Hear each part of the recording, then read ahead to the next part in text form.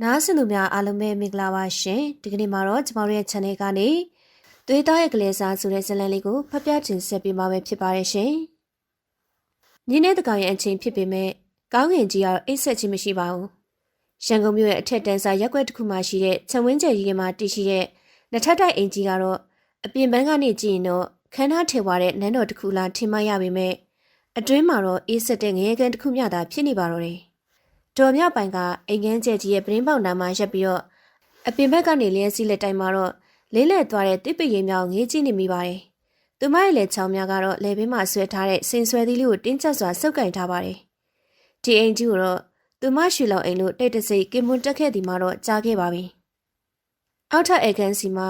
တကားဆောက်ပိတ်တန်ပြင်းပြင်းတစ်ချက်ထွက်ပေါ်လာပါတယ်။တော်မြပိုင်ရဲ့ကူလေးကတုန်ခါသွားပါတော့တယ်။သူပြန်ရောက်လာပြီ။ဦးမမောင်တချိန်ကသူမချစ်ခင်အားကိုခဲ့တဲ့ခင်ဘူးအခုအခါမှာတော့သူမရဲ့အိမ်မက်ဆိုဥမမောင်ရဲ့ခြေတံများကလေကတိများပေါ်မှာလေးလံစွာနေလျှောက်လာပါတယ်အဲဒီခြေတံတိုင်းမှာတော့တို့မြရဲ့ရင်ကိုတူးနဲ့ထုသလိုပဲခန်းစားရစီပါတယ်အခန်းတကာပွင့်သွားတာနဲ့အတူအရက်နဲ့ပြင်းပြင်းနဲ့စီဂရက်နဲ့ရောထွေးနေတဲ့အနံ့စုတစ်ခုကအခန်းထဲကိုဝင်ရောက်လာပါတယ်မအီသေးဘူးလားမြက်ပိုင်ဥမမောင်ရဲ့အတန်ကအဲကွဲပြီးတော့ဒေါသအငွေတဲများပါဝင်နေပါတယ်သူဟာလည်းပြီးမှငကတိုင်ကိုဆွဲဖြုတ်လိုက်ပြီးတဲ့နောက်ကတင်ပေါ်ပြစ်တင်လိုက်တော့တယ်။မျက်နှာမှာတော့နီမြန်းနေပြီးတော့မျက်လုံးများမှာတော့အလိုမကျမှုလောဘနဲ့ရက်စက်မှုတို့ရောပွဲနေပါတယ်။ရှင်တော်မူပါလားကိုမောင်။တော်များတူတူလေးမေးလိုက်ပါတယ်။ငါမူးတာမင်းပုတ်ပါလားကွ။ငါရဲ့စီးပွားရေးတွေကဘလောက်တောင်ကြာဆုံးနေလဲမင်းသိရလား။ကုမ္ပဏီကရှယ်ယာရှင်တွေကငါ့ဝိုင်းပြီးတော့ဖိအားပေးနေကြတာ။ဘဏ်ကအကျွေးတွေကလည်းလေဘေးကိုရောက်နေပြီ။ဦးမမောင်ကတော်များအနာကိုခြေလန်းကျဲကြီးများနဲ့ရှောင်းလာပါတယ်။တော်များနောက်ကိုခြေတလန်းဆုပ်လိုက်မိတယ်။မနေ့ဖန်မင်းပိုင်တဲ့မြေခွဲနှစ်ခွက်ကိုရောက်မှုအတွက်လက်မှတ်ထိုးပေးရမယ်။ပြီးတော့မင်းရဲ့စိန်လေးရှူတဲ့အကုန်လုံးငါ့ကိုထုတ်ပေးပါ။အဲ့ဒါရရောက်ပြီးတော့အရင်ပြန်ရှာမှာပဲ။ငါရဲ့လုပ်ငန်းတွေကပြန်ပြီးတော့နလန်ထူလာမှာ။ရှင်ဒါဘယ်နှကြိမ်မြောက်လဲကိုမောင်။ပြီးခဲ့တယ်လားလေ။ကျမရဲ့ရှီယာတချို့ရောင်းပေးပြီလေ။ခုကျန်တာတွေကကျမမိဘရဲ့စီကအမွေရထားတဲ့နောက်ဆုံးလက်ကျန်တွေပါ။ဒါတွေကိုရင်ကျမတို့ဘာနဲ့ရက်တည်ကြမှာလဲ။ဒေါ်မြရဲ့အတန်မှာတော့နာကျင်မှုနဲ့အတနာခံမှုတို့ပါဝင်နေပေမဲ့ဦးမမောင်ရဲ့နားထဲမှာတော့အဲ့ဒီစကားများကစီလောင်းလိုက်တဲ့မိခဲ့သူဖြစ်သွားစီပါတယ်။တိတ်ဆန်ငါအိမ်မှာနေပြီးတော့ငါ့ကိုပြန်ပြောရတာလား။မင်းပိုင်တာဆိုငါပိုင်တာပဲ။မင်းလည်းမထိုးပေးရင်တော့ငါနီးငါဟန်နဲ့ငါလုပ်ရလိမ့်မယ်။ဦးမမောင်ကဒေါ်မြရဲ့ပခုံးတစ်ဖက်ကိုအကြံပဒံဆွဲကင်ပြီးတော့လှုပ်ခလိုက်ပါတယ်။ဒေါ်မြရဲ့မျက်ဝန်းမှာမျက်ရည်များစီးကျလာပါတယ်။သူမနာကျင်နေပြီ။ကိုခန္ဓာနာကျင်မှုတဲ့နေပေါင်းများစွာပေါင်းတင်ခဲ့တဲ့လင်းယောက်ျားရဲ့ရက်စက်မှုကြောင့်စိတ်နှလုံးကစစ်စစ်ညစ်ညစ်ကြေမွနေပါပြီ။အဲ့ဒီညဦးမမောင်ကဒေါသတကြီးနဲ့ရေချိုးကန်ထဲကိုဝင်သွားတယ်။တော်များဂရင်စွန်းမှထိုင်နေရင်ထဲကအပူမီမြောက်ကိုမျိုးသိမ့်နေရပါတယ်။ထိုစဉ်မှာတော့ဦးမမောင်ရဲ့ဖုန်းကကတင်ပေါ်မှာမီးလင်းလာတယ်။မက်ဆေ့တစ်စောင်ဝင်လာတာပါ။တော်များမကြည့်ချင်ပေမဲ့စိတ်ထဲကတွန်းအားတစ်ခုကြောင့်ဖုန်းကိုလမ်းကြည့်လိုက်မိတယ်။ဒီလိုနဲ့ဖုန်းစကရင်မှာပေါ်တဲ့စာသားကိုဖတ်လိုက်ရတဲ့အခါမှာတော့သူမရဲ့သွေးသားများအေးခဲ့သွားတယ်လို့ခံစားရပါတော့တယ်။အစင်ပြည့်လား။ရှင်းနေနဲ့တိုင်မင်းပြီးပြီ။အဲ့ဒီမိမကြီးတေဆုံကြောင်လက်မှတ်ရတာနဲ့ပိုင်ဆိုင်မှုအားလုံးကအကုနာမီပေါဖြစ်လာမှာလေ။မြင်မြင်လောက်ပါအကူရဲ့။ကျမစောင့်နေရတာကြားလာပြီ။စာဖို့သူရဲ့နမည်နေရာမှာတော့ချစ်တယ်ဟုမသားထားပါတယ်။ဒေါ်မြရဲ့လက်ထဲမှာဖုန်းကပြုတ်ကျလူနေပါဖြစ်သွားရဲ့။ဖောက်ပြန်နေအောင်သူမရေးမိခဲ့ပေမဲ့ဒီများလောက်ရက်စစ်တဲ့ကြံစီမှုမျိုးကိုတော့မထင်ထားခဲ့မိပါဘူး။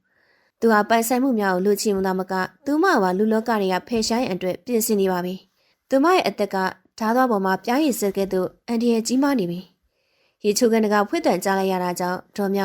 ဖုန်းကိုနေရတကြပြန်ချပြီးတော့ဂရင်မော်လဲချလိုက်ပြီးတော့အိတ်ချင်အောင်ဆောင်နေလိုက်ပါတယ်။နှလုံးခုန်တံများကရှင်ဘကိုဖောက်ထွက်မတခုန်နေတယ်။ဦးမမောင်ကအဝေးစားလဲပြီးရဲ့နောက်မှာတော့ဗီဒီယိုအန်ဆာထဲမှာစေဘူးတပူကိုထုတ်နေတာကိုတော့သူမရဲ့မျက်လုံးအစွန်ကနေတိတ်တဆိမြင်နေရပါတယ်။နောက်ထပ်ရင်းနေနေပဲစောင့်ပါ။ငါလောကကြီးထဲမှာမင်းမရှိမှဖြစ်တော့မယ်မြတ်ပိုင်။ဦးမောင်ရဲ့တကူတဲ့ရေရွတ်တန်တူတူလေးကိုကြားလိုက်ရတဲ့အခါမှာတော့ဒေါ်မြတ်ပိုင်ရဲ့ခန္ဓာကိုယ်တစ်ခုလုံးကစက်သိမ်းမွေးကြီးများထပ်သွားပါတော့တယ်။ကြာယုံမှုကအထွတ်ထိပ်ကိုရောက်ရှိသွားပေမဲ့အဲ့ဒီကြောက်မှုထဲမှာခွန်အားတစ်ခုကလည်းထွက်ပေါ်လာပါတယ်။ငါအသေးခံလို့မဖြစ်ဘူး။ငါမိဘတွေရှောက်ဖွေထားတဲ့ပိုင်ဆိုင်မှုတွေဒီလူရုပ်မှလက်ထုပ်ထပ်ပြီးအသေးခံလို့မဖြစ်ဘူး။မနယ်လေးတဲ့အခါမှာတော့မုံတိုင်းကညှိတဲ့သွားပေမဲ့အိမ်ကြီးထဲမှာမမြင်ရတဲ့မုံတိုင်းသေးတစ်ခုကတော့စတင်နေပါပြီ မနေ့စာစာပွဲမှာတော့ဦးမမောင်ကပုံမှန်အတိုင်းပဲသတင်းစာဖတ်နေတယ်။တော်များကော်ဖီဝက်ကိုကိုင်းနဲ့လက်များတုံနေတယ်။သူမဆုံးဖြတ်ချက်ချလိုက်ပါပြီ။သူမအသက်ရှင်မှုအတွက်လက်ွက်တစ်ခုလိုအပ်တယ်။သူမထင်မှတ်ထားတဲ့သူမအန်တီမပြုတ်နိုင်တဲ့အခြေအနေတစ်ခုတော့ဖန်တီးရပါမယ်။တော်များတယောက်ရုတ်တရက်ကော်ဖီကွက်ကိုလွတ်ချလိုက်ပါတယ်။ကြေကွက်ခွဲတန်ခွန်းကနေအတူသူမရဲ့ခန္ဓာကိုယ်ကလည်းဘက်ဘက်ကိုရိုင်းလဲသွားပြီးတော့မျက်နှာတစ်ဖက်ရွယ်ဆောင်သွားသလိုပဲပုံဖော်လိုက်တော့တယ်။ပစာစကလုံးများဘလုံးမတွေထွက်ပေါ်လာပြီးရဲ့နောက်ခေါင်းကလည်းငိုက်ဆိုင်ကျသွားတော့တယ်။ဟေးညပိုင်ဘာဖြစ်တာလဲညပိုင်ဦးမမောင်ထိတ်လန့်တကြအော်ဟစ်လိုက်ပြီးမဲ့သူ့အတန်မှာတော့စိုးရိမ်မှုတဲ့အံ့ဩမှုကပိုများနေပါတယ်။တော်များကျမ်းမပေါ်လဲကျသွားတယ်။သူမရဲ့မျက်လုံးများကတော့မျက်နှာချက်ကိုစိုက်ကြည့်နေပေမဲ့အမြင်အာရုံကင်းမဲ့နေတယ်လို့ပဲဟန်ဆောင်ထားပါတော့တယ်။ဆောင်းများရောက်လာပြီးတော့စမ်းသပ်စစ်ဆေးကြတယ်။ဦးမမောင်ရဲ့မျက်နှာမှာတော့ဟန်ဆောင်ပန်ဆန်စိုးရိမ်မှုများရှိနေပေမဲ့တော်များမျက်လွန်အောင်မှနေပြီးတော့သူ့မျက်လုံးထဲမှာအယောင်ကိုမြင်နေရပါတယ်။အဲအကြောင်းမှာတော့စိတ်သက်သာရာရသွားခြင်းပဲဖြစ်ပြီးတော့မယ်။စိတ်ပစ္စည်းမှုအများများပြီးတော့သွေးတိုးချိန်တဲသွားတာကြောင့်လေဖြတ်သွားတာပါဦးမမောင်။ညာဘက်ကျန်တစ်ခုလုံးကလှုပ်ရှားလို့မရတော့သလိုစကားလည်းပြောနိုင်တော့မှမဟုတ်ပါဘူး။အချိန်ယူပြီးတော့ကုသမှရလိမ့်မယ်လို့ဆရာဝန်ကပြောချလိုက်ပါတယ်။ဦးမမောင်ကခေါင်းညှိလိုက်တယ်။ဆရာဝန်ပြန်သွားတဲ့အခါမှာတော့သူကကြည်မမမလုံးမရှိလဲလျောင်းနေတဲ့ထွန်မြရဲ့ဘေးကိုရောက်လာတော့တယ်။အခန်းကြီးကတိတ်ဆိတ်နေပါတယ်။ဦးမမောင်ကထွန်မြရဲ့မျက်နှာကိုစိုက်ကြည့်နေနေနှခမ်းတောက်စုများကွင်းညှုပ်ပြီးတော့ပြုံးလိုက်တော့တယ်။အဲ့ဒီပြုံးမှာတော့မနရဲ့အပြုံးကဲသူအေးစစ်လာပါတယ်။စိတ်မပူပါနဲ့မြတ်ပိုင်ရဲ့မင်းနားနေနေလို့ရပြီပေါ့။ကျန်တဲ့ကိစ္စတွေအားလုံးငါစီမံလိုက်ပါမယ်။မင်းရဲ့ပိုင်ဆိုင်မှုလွှဲပြောင်းမဲ့ကိစ္စကိုလည်းငါရှိနေနဲ့စီစဉ်လိုက်မယ်။မင်းကလည်းမထိုးစရာမလိုတော့ဘူးလေ။မတန်ဆွမ်းဖြစ်သွားပြီဆိုတော့ငါအုပ်ထင်းသူတွေနဲ့အားလုံးကိုလှုပ်လို့ရပြီ။သူပြောဆူဆူနဲ့အခန်းထဲကနေထွက်သွားပါတော့တယ်။တကားပိတ်တန်ကြားလိုက်ရမှဒေါ်မြရဲ့ညာဘက်လက်တီးကဆောင်းအောက်မှာတင်းကျပ်စွာစုပ်ကန်ထားမိတယ်။သူမရဲ့မျက်လုံးများမှာတော့မျက်ရည်များဝဲတက်လာပြီးမဲ့အဲ့ဒီမျက်ရည်စင်းများရဲ့နောက်ကွယ်မှာတော့မိတောက်တစ်ခုကစတင်တောက်လောင်လာပါတယ်။ဒါကနီကိုမဟုတ်ဘူး။ဒါစစ်ပွဲတစ်ခုရဲ့အစဖြစ်ပါတယ်။သူမအခုခါမှာတော့အသက်ရှိလျက်နဲ့အလောင်းကောင်တစ်ကောင်အပြေဟန်ဆောင်ပြီးတော့သူမရဲ့ခုံမိုးဆိုသူလူရုပ်မာရဲ့လှူရှားမှုမှန်သမျှကိုရွှေလောင်အိမ်ထဲမှာနေပြီးတော့တိတ်တဆိတ်စောင့်ကြည့်သွားပြီးပြီ။ဒေါ်မြောက်ပိုင်ရဲ့ရှင်ထဲမှာတော့မိတောက်တစ်ခုပောက်ကွဲလူနေပါပူလောင်နေပါတယ်။သူမကကြင်ပေါ်မှာကြောက်ရွံ့တရုပ်ပမာမလုံမရှဲလဲလျောင်းနေရသည်မှာတော့3ရက်ရှိနေပါပြီ။ဒီ3ရက်တာကာလသူမအတွက်တော့ငရဲကန်းတစ်ခုလိုပါပဲ။ခန္ဓာကိုယ်မလှုပ်ရှားရပဲညင်နေရခြင်းကထင်သလောက်မလွယ်ကူလောက်။ခြေလက်များထုံကျင်ကြိုက်ခဲနေပေမဲ့အန်ကိုကျိတ်ပြီးတော့တီးခံနေရပါတယ်။အခန်းတကာပွင့်သွားတဲ့ကိုကြားလိုက်ရတယ်။တော်များအသက်ရှူတဲ့ကိုပုံမှန်အတိုင်းထိလိုက်ပြီးတော့မျက်လုံးများတော့အตาရမင်းစင်းထားလိုက်တော့တယ်။မျက်တော်မွေးချာမတဆင်ဝင်လာသူတော့ရှေ့ကနေမြင်လိုက်ရပါတယ်။သူမရဲ့ခင်ဗျဦးမမောင်နဲ့ရှင်းနေဦးလာမင်းတို့ပါ။ဦးမမောင်ကကတင်ချီမှာရက်လိုက်ပြီးနောက်ဒေါ်မြရဲ့မျက်နှာကိုစူးစိုက်ကြည့်နေတယ်။အဲ့ဒီနောက်လက်ထဲမှာကင်ထားတဲ့ဖိုင်ရွဲကိုတော့စပွဲပေါ်ပြစ်တင်လိုက်ပါတယ်။စိတ်ချပါကူမမောင်။ဒီအချိန်လေးတိုင်းဆိုရင်တော့သူဘာမှသိတော့မှာမဟုတ်ပါဘူး။ဦးနောက်ကျော်ပြတ်သွားတဲ့လူနာတစ်ယောက်ကအသက်ရှူနေတဲ့အယုတ်တေးလိုပါပဲ။ရှင်းနေဦးလာမင်းရဲ့အတန်ကအခန်းထဲမှာပက်တင်ထားသွားပါတယ်။အဲ့ဒီစကားကိုကြားရတဲ့အခါမှာတော့ဒေါ်မြရဲ့စိတ်ထဲမှာဒေါသတစ်ခုဖြတ်စည်းသွားသည်မဲ့အပြင်မဲမှာတော့တွတ်တွတ်မြမလုပ်ပဲနဲ့ငြိမ်သက်နေပါတယ်။ကျုပ်ကအဲ့အောင်စိတ်ပူနေတာမဟုတ်ဘူးရှင်းနေ။ဦးမမောင်ရဲ့အတန်ကမှထမ်းပြီးတော့စိတ်မရှိတဲ့လေးတန်ပေါက်နေပါတယ်။ကျုပ်လိုချင်တာပိုင်ဆိုင်မှုလွှဲပြောင်းမဲ့ကိစ္စပဲ။အခုသူလက်မှတ်ထိုးနိုင်တဲ့အခြေအနေမရှိတော့ဘူးလေ။အုတ်ထင်းသူအနေနဲ့လွှဲမယ်ဆိုရင်လေတရားရုံးကခွင့်ပြုမိကြဘူးကလားနဲ့ချီပြီးတော့ကြားအောင်ပါမလား။အဲ့ဒီအချိန်ကျရင်ကျုပ်ရဲ့အကျွေးရှင်တွေကကျုပ်ကိုအရှင်းလက်အရေးခွန်းခွာကြလိမ့်မယ်ဗျ။ဦးမောင်ကဗီဒီယိုထဲမှာဝီစကီပလင်းကိုထုတ်ပြီးတော့ခွက်တစ်ခုတည်းကိုငှက်ထက်လိုက်ပါတယ်။ဖန်ခွဲချင်းတိုင်းမိတန်ကတိတ်ဆိတ်နေတဲ့အခန်းထဲမှာဆူးရှစွာထွက်ပေါ်လာပါတယ်။နီးလန်းတော့ရှိပါတယ်။ရှင်းနေဦးလာမင်းကဝီစကီကိုတစ်ကြိုင်မော့တောက်ပြီးလိုက်နဲ့လေးတန်ကိုနှိမ့်လိုက်ပါတယ်။ဒေါ်မြပိုင်သာဒီရက်ပိုင်းအတွင်းမှာရုပ်တရက်ဆုံးမသွားမယ်ဆိုရင်တော့ခမတူရီတော်တေဝင်ခင်ပွန်းဖြစ်တဲ့အတွက်အမွေစက္ကန့်ဝေးအပြည့်ဝရသွားလိမ့်မယ်။အဲ့ဒါဆိုရင်တော့ဘာတရားရုံဘာလည်းမလို့တော့ဘူးလေ။အားလုံးကအလိုလိုခမလက်ထဲကိုရောက်လာမှာပဲ။အဲ့ဒီစကားကိုကြားလိုက်ရတဲ့ခဏမှာတော့ဒေါ်မြရဲ့နှလုံးခုန်တန်းကရက်တန့်သွားသလိုခံစားလိုက်ရပါတယ်။သူမရဲ့ကြောပြင်တစ်ခုလုံးကအေးဆက်သွားတယ်။သူတို့ကသူမပိုင်ဆိုင်မှုလိုချင်ုံသာမဟုတ်ပါဘူး။သူမရဲ့အသက်ကိုပါရန်ရှာရန်ကြံစည်နေကြပါတယ်။ကြားရုံမှုကြောင့်သူမရဲ့လက်ဖြားများမှာတုန်ခါသွားမလို့ဖြစ်ပေမဲ့စာအောက်မှာအိယာကင်းကိုအတင်းဆုပ်ကန်ထားရပါတယ်။ဦးမောင်ကရေတံတူတူပြတုတ်ပြန်လိုက်တယ်။ကျုပ်လည်းအဲ့ဒါကိုပဲစဉ်းစားနေတာဗျ။ဒါပေမဲ့ရုတ်တရက်ကြီးတက်လိုက်ရင် ရဲတွေတန်တရားဝင်လိမ့်မယ်လေတဘာဝအတိုင်းဖြစ်သွားပုံပေါ့မှရမှာဗျသူကကတိနာကိုဖြင်းချင်းစွာရှောက်လာပြီးတော့ဒေါ်မြရဲ့နဖူးပေါ်လက်ဝါးကြီးများနဲ့အုံမိုးလိုက်ပါတယ်အဲ့ဒီလက်ဝါးရဲ့အထီတွေကတော့ဒေါ်မြအတွက်တော့မွေးတကောင်လာထိနေတယ်လို့ပဲရွှေရှာပွဲကောင်းလာပါတော့တယ်ဒီမိမကိုပြုစုဖို့အတွက်သူနာပြုတယောက်လိုလိမ့်မယ်ရှိနေအဲ့ဒီသူနာပြုဟာတာမန်သူနာပြုမဖြစ်စီရအောင်ကြောက်ခိုင်းတာလုံမဲ့သူငွေလိုနေတဲ့သူပြီးတော့ပစားလုံနေသူဖြစ်စီရမယ်ကျင်းတော့မှအဆက်အသွယ်ရှိပါတယ်ရှင်းနေကအလိုက်တင်ထောက်ခံနေပါတယ်ငငယ်ရွယ်နဲ့ငွေအရန်လိုတဲ့ကောင်မလေးတယောက်ရှိတယ်နာမည်ကတီးတီးတဲ့အလောက်ကန်အတီးကြမရှိပေမဲ့ခိုင်းရင်ခိုင်းတယ်လို့လုံးမဲ့ပုံစံမျိုးပါပဲသူ့ကိုခေါ်ပြီးတော့သူနာပြုအတုအနေနဲ့ခန်းလိုက်ရင်တော့ခမရအတွက်အဆင်ပြေလိမ့်မယ်ထင်တယ်ကောင်းပြီလေအဲ့ဒီကောင်မလေးကိုအမြန်ဆုံးခေါ်လာလိုက်ပါဒီမိမကိုဖြည်းဖြည်းချင်းရှင်းပြဖို့အတွက်အစီအစဉ်တွေစဆွေရတော့မယ်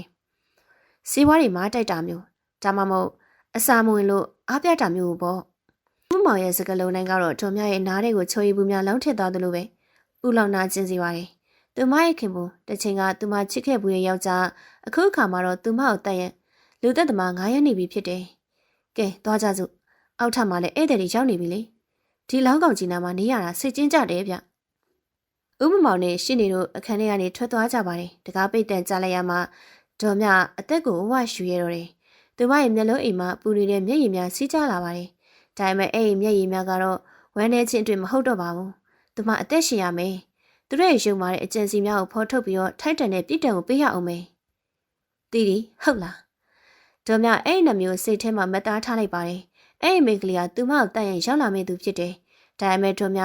အဲ့ဒီဓာတ်သွားကိုကန်ဆောက်ပြီးတော့ရန်သူရဲ့လက်မျိုးပြန်လီးရန်အတွက်ဆုံးဖြတ်လိုက်တော့တယ်ကတိဘော်ရှိဒေါ်မြရဲ့မျက်နှာပေါ်မှာတော့အကြောက်တရားများပျောက်ကွယ်သွားပြီးတော့အစားထိုးဝင်ရောက်လာသည်မှာတော့နဲ့ဆိုင်တဲ့အမုန်းတရားနဲ့ခိုင်မာတဲ့တန်ထိတ်ထံမြင်ဖြစ်ပါတော့တယ်ရွှေလောင်အိမ်ထဲမှာမုန်တိုင်းကစတင်တိုက်ခတ်လေပြီဒေါ်မြပါရဲ့အိမ်ခန်းကျဲကြီးကတော့အရှင်လိုနှွေးထွေးမှုမရှိတော့ဘဲနဲ့အေးဆက်ဆက်တင်ချိုင်ကုန်တစ်ခုကဲ့သို့ပဲတိတ်ဆိတ်ခြောက်သွင်းနေပါတယ်လေအေးပေးစင်မှာထွက်ပေါ်နေရတဲ့ဒုံဟုံဟုံလေတန်နဲ့နေရကနိုင်ရဲ့တစ်ချက်ချက်မြေတမ်းမှလွယ်ပြီးတော့အရာအလုံးကတိတ်ဆိတ်နေတဲ့နေတယ်အခန်းထဲမှာရှိတဲ့မိအိမ်ကဖျားကျနေတဲ့အလင်းရောင်ဖြစ်ဖြစ်မှာတော့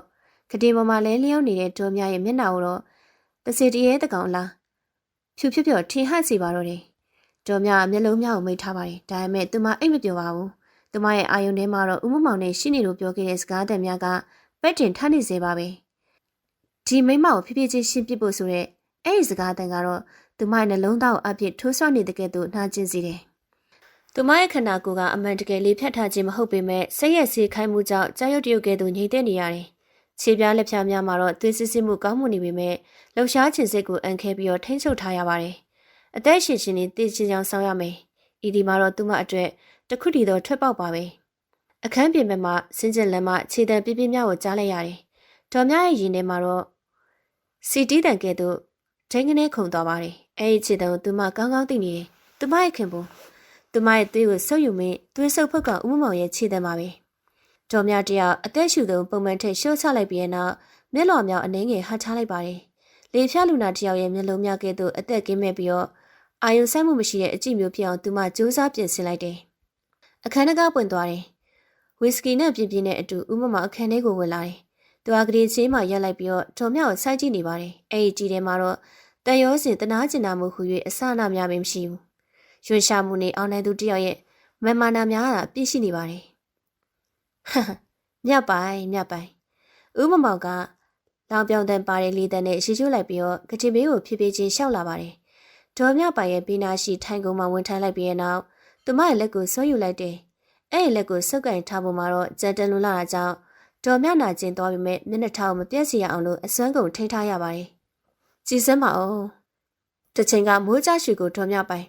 ်အခုတော့ကိုလင်ယောက်ျားဘာလုပ်နေလဲဆိုတာတော့မှမသိရတဲ့အဖွားကြီးဖြစ်သွားရှာပြီဦးမမောင်ကသူမရဲ့လက်ဖမှုပုံရင်နဲ့ပြောနေပါတယ်အဲ့နောက်သူကဒေါ်မြရဲ့မျက်နှာနာကိုကတ်လိုက်ပြီးနောက်မျက်လုံးများကိုစစ်စစ်ကြည့်တယ်ဒေါ်မြကမျက်တောင်မခတ်ပဲမျက်နှာကျက်ကိုသာငေးကြည့်နေရတယ်သူမြရဲ့မျက်ကွင်းတောင်မှဦးမမောင်ရဲ့နေရဲနေတဲ့မျက်လုံးများနဲ့ရွှေရှားဝဲအပြုံးကိုမြင်နေရပေမဲ့အသိစိတ်လူနေသူတယောက်လိုဟန်ဆောင်နေပါတယ်နေသိလားမြပိုင်ငါနေကိုဘလောက်တောင်မုန်းလဲဆိုတာလေဦးမမောင်ရဲ့အတန်ကဒီလိုပေမဲ့အစိပ်ပြင်းလာပါတယ်နေကအမြဲတမ်းငါ့အပေါ်မှာဆရာလုပ်ခဲ့တယ်နေပတ်စံနေအရှိန်ဝါနဲ့ငါ့ကိုဖိနှိပ်ခဲ့တယ်အခုတော့နေပိုင်ဆိုင်မှုအားလုံးကငါ့လက်ထဲကိုရောက်တော့မယ် နေသေးသွားတဲ့တောင်မှနေကိုဘယ်သူမှတတိယနေမှာမဟုတ်ဘူးဘာလို့လဲတီလာ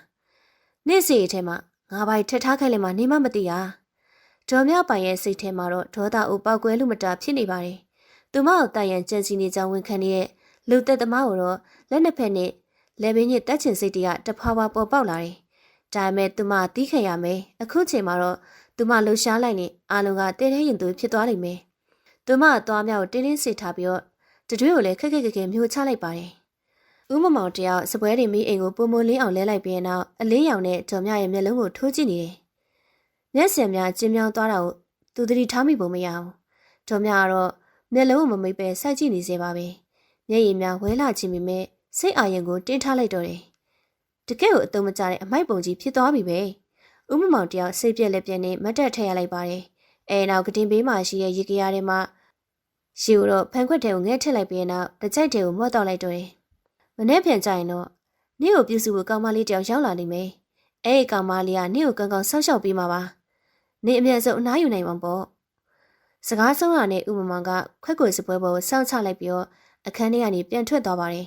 ်တကားပိတ်တန်တိုင်းကနေကြားလိုက်ရမှဒေါ်မြတယောက်အသက်ကိုဝဝရှူရတော့တယ်သူမရဲ့ခန္ဓာကိုယ်တစ်ခုလုံးကတုံ့ရင်းနေတယ်ကြောက်ရွံ့ခြင်းကြောင့်မဟုတ်ပါဘူးမတရားမှုကိုတွန်းလှန်ခြင်းနဲ့ဒေါသများကြောင့်ပါဒေါ်မြညာဘက်လက်ကိုဖြည်းဖြည်းချင်းမြောက်လိုက်ပါတယ်လက်ချောင်းများကိုကွေးလိုက်ဆက်လိုက်လှုပ်ကြည့်တယ်သူမရဲ့ခန္ဓာကိုယ်ကသူမရဲ့စကားကိုနားထောင်နေစေပါပဲသူမအလေးမဖြတ်သေးဘူးသူမရဲ့ဦးနှောင်မှာတော့ဓာသွားကဲ့သို့ထက်မြက်နေစေပဲငါအရှုံးမပေးဘူးမမငါအိမ်ငါပစ္စည်းငါဘဝကိုနေလွယ်လွယ်နဲ့မရစီရဘူးဒေါ်မြအိယာပေါ်မှာလူလူနဲ့မျက်ရည်ဘူးများကိုတုပ်လိုက်ပါတယ်အခုချိန်မှစပြီးတော့သူမဒေါ်မြပိုင်မဟုတ်တော့ဘူးအသက်မဲ့နေတဲ့ရုပ်သေးရုပ်တရုပ်အဖြစ်နေထိုင်ရတော့မယ်စကားပြောချင်ပေမဲ့နှုတ်ဆက်နေရမည်နာကျင်ပေမဲ့မအော်ဟိရစားလောင်ပေမဲ့မတောင်းဆိုရဤဒီမှာတော့သူမရွေးချယ်လိုက်တဲ့စစ်မြေပြင်ဖြစ်ပါတော့တယ်သူမတွေးမိနေဒီမှာတော့မနေ့ပြန်ရောက်လာမဲ့သူနာပြုဆရာမလေးအကြောင်းပဲသေရီဆိုပါလားမိန်းကလေးကဥမမောင်ရဲ့လက်ပါစီသူမကိုတတ်မဲ့လူတက်လက်နဲ့ဖြစ်လာနိုင်တယ်လို့တစ်ချိန်တည်းမှာတော့ဥမမောင်မမျောလင်းထားတဲ့အပြောင်းလဲတစ်ခုလည်းဖြစ်လာနိုင်ပါတယ်ဒေါ်မြတယောက်ခေါင်းအောက်မှာဝဲချတဲ့မိသားစုတပ်ပုံဟောင်းလေးကိုစမ်းသပ်ကြည့်လိုက်တယ်ချက်ပုံထဲမှာတော့သူမကပြုံးနေတယ်ဒါပေမဲ့အခုသူမရဲ့မျက်နှာမှာတော့အပြုံးမရှိတော့ဘူးအသက်ရှင်ရက်တီရဲ့အတွက်မာကျိုးတဲ့မျက်နှာဖုံးတစ်ခုကိုဆွတ်ထားလိုက်ပါပြီလာစမ်းပါတီတီမြင်ဘလို့လူစားလဲငါစောင့်ကြည့်ရသေးတာပေါ့အပြင်ဘက်မှာတော့လေးတိုက်တန်များကပရင်းတကားများကိုရိုက်ခတ်နေပါတယ်အခန်းထဲမှာတော့ဒေါ်မြရဲ့တဲစိတ်နေတဲ့ကလေးစားချင်မှုအစီအစဉ်ကအမောင်တို့ထဲမှာအမြင့်တွယ်စားပြုတ်နေပါပြီသူမမျက်လုံးများကိုမိတ်လိုက်ပြီးနောက်ခန္ဓာကိုယ်လျှော့ချလိုက်တယ်မနေ့ပြန်မိုးလင်းသည်နေ့တပြိုင်နက်သူမရဲ့တယောက်ဆောင်ကန်ကစတင်တော့မှာပါအဖေတော်တနာပြုတ်ဝစ်စုံကိုဝစ်ဆင်ထားပေမဲ့သူမရဲ့မျက်လုံးများထဲမှာတော့ဂူးနေရတရားမရှိဘူးအေးဆက်ပြီးတော့နဲ့ဆိုင်တဲ့အမုန်းတရားမိများသာတောင်းလောင်နေပါတယ်သူမပြင်ဆင်နေသည်မှာတော့လူနာတယောက်ကိုပြုစုဆောက်ရှောက်ရမှာမဟုတ်ဘူးနေပေါင်း30စာစုဆောင်းထားတဲ့အကျွေးတစ်ခုကိုတွားရောက်တောင်းခံရန်ဖြစ်ပါတယ်အမေတမီသွားတော့မေစပွဲကုန်းပေါ်မှာတင်ထားတဲ့ဘောင်ကျိုးနေတဲ့တပ်ပုတ်ဟောင်းလေးကိုတတိလက်နဲ့ဖွားဖွားလေးပုတ်တက်လိုက်ပါတယ်တပ်ပုံထဲမှာတော့ပိတ်လေးပြီးတော့မျက်ကွင်းဟောက်ပဲဖြစ်နေတဲ့အမျိုးသမီးတူကရှီခွေပိုက်ကလေးကိုပွေ့ချီထားတယ်အမျိုးသမီးကတော့သူမရဲ့မိခင်တော်တောင်းကလေးငယ်ကတော့တီတီပါပဲတီတီရဲ့အာယုံများမှာတော့လွန်ခဲ့တဲ့6လခန့်ကညာတညာစီကိုပြန်လဲလွန်မြောသွားပါတော့တယ်ညဒေါ်တောင်းတယောက်သွေးအံပြီးတော့လူလုံနေတယ်စေကူတရံငွေမရှိရှောင်းခေါ်ရအင်အားမရှိရဲ့ဘဝမှာတော့တီတီလုံနိုင်ဒီမှာတော့မိခင်ရဲ့လက်ကိုစုပ်ကန်ပြီးတော့ငိုကျွေးနေုံသားပဲတမီမငိုနဲ့နော်ဒေါ်တောင်းရဲ့အတန်ကတိုးဖြော့ပြီးတော့ကွဲနေတယ်ဒါပေမဲ့ညမှာပဲသူမရဲ့မျက်လုံးများထူးဆန်းစွာတောက်ပနေပါတယ်လေချင်းတရားနဲ့ရင်ဆိုင်နေရချိန်မှာတော့ကြောက်ရွံ့ခြင်းတဲ့ပြင်းထန်တဲ့ဒေါသတစ်ခုကသူမကိုလမ်းမိုးထားပုံရပါတယ်အမေဘာမှမဖြစ်ဘူးနော်တမီမနဲ့ပြန်စေးကန်းပို့ပေးမယ်မလို့တော့ဘူးတမီငါအချင်းကကုန်ပြီဒါပေမဲ့ငါမသိနေ့ကိုပြောပြစရာရှိတယ်ကွယ်နေ့ဖေဆိုတဲ့လူရုံမှအကြောင်းပေါ့အဖေဟူသောအကြောင်းကိုကြားလိုက်ရတဲ့အချိန်မှာတော့တီတီခိတ္တများနေသက်သွားပါတယ်ငယ်စဉ်တွေကနေ့ဖေကတည်သွားပြီလို့သာပြောလို့ရှိတဲ့မိခင်ကအခုမှပဲရွယ်ချက်ကိုဖွင့်ရတော့မီလို့ဒေါ်တောင်းကအသက်ကိုပြင်းပြင်းရှူနေအတိတ်ကအရေးများကိုပြန်လဲတူးဆော့လိုက်တော့တယ်လွန်ခဲ့တဲ့နှစ်20ရာပေါ့အမေကရိုးသားတဲ့အိမ်ပေါ်မှာလေးတယောက်ပါကွယ်တထေးအိမ်မှာအလှလှနဲ့ရိုးသားစွာနဲ့ဘဝကိုတိဆောက်ခြင်းခဲ့တာဒါပေမဲ့အိမ်ကတခင်ဖြစ်သူဦးမောင်ဆိုတဲ့လူကအမေဘဝကိုဖျက်ဆီးရတယ်လေ ဒေါ်တောင်းရဲ့မျက်လုံးတောင်မှမျက်ရည်များစီးကျလာပါတယ်။နာကျင်မှုကယောဂကြောင့်မဟုတ်ပဲနှလုံးသားတွေကတရားဟောင်းများကြောင့်ဖြစ်ပါတယ်။ "तू ကအမေကိုအနိုင်ကျင့်ခဲ့တယ်။အတင်းအဓမ္မအသိမ့်ပိုက်ခဲ့တယ်။ပြီးတော့အမေကိုဝင်ရှိလာတဲ့အခါနင့်လိုအစင်တမ်းမရှိတဲ့မိန်းမငါ့ကိုဖမ်းစားချင်တာလားဆိုပြီးတော့ပိုက်ကြီးတဲ့ဘဝနဲ့မိုးထဲလေထဲမှာကန်ထုတ်ခဲ့တယ်ကွယ်။အဲ့ဒီနေရာမိုးတွေကဒီလိုပဲတင်းနေခဲ့တာပဲသမီးရဲ့။တီတီရဲ့လက်များကအလိုလိုဆုပ်ကန်မိလေတာဖြစ်သွားပါတယ်။သူမဖခင်မရှိတဲ့သမီးတယောက်အဖြစ်ကြီးပြင်းလာရတဲ့ကာလတစ်လျှောက်မလုံးမှာတော့ပတ်ဝန်းကျင်ရဲ့ကဲ့ရဲ့ရှုပ်ချမှုများကိုခါးကြီးခံခဲ့ရတယ်။တရားမဝင်တဲ့ကလေးအဖေမပေါ်တဲ့ကလေးဟူသောစကလုံးများတော့သူမရဲ့ငယ်ဘဝကိုဓာတ်နဲ့မွန်းတယ်လို့ပဲနာကျင်စေခဲ့ပါတယ်။အဲ့ဒီနာကျင်မှုအလုံးရဲ့တေခံကတော့အခုတော့ပေါ်လာခဲ့ပါပြီ။သူ့နာမည်ကဦးမမောင်။အခုဆိုရင်တော့သူဟာမြို့လေကတိုက်ကြီးတာကြီးနဲ့စီးစိမ်နေရင်မှုနေလောက်ပြီပေါ့။သူ့မှာလည်းဒေါ်မြပိုင်ဆိုတဲ့မိန်းမကြီးရှိတယ်။သူတို့တွေကရွှေပလင်ပေါ်မှာဆံမြန်းနေချိန်မှာတော့ငါတို့သားမီးကအမိုက်ပုံထဲမှာဘဝပြက်ခဲ့ရတယ်။ဒေါ်တောင်ကတတိရဲ့လက်ကိုတင်းကျစွာဆုပ်ကင်လိုက်ပါတယ်။သူမရဲ့လက်သေးများကတတိရဲ့သားတွေကိုစူးဝင်နေသွားတဲ့အထီကိုအားပါနေရတယ်။တီတီငါသမီးနေအမေဘဝပြက်ခဲ့ရတဲ့အမုန်းကြီးကိုလ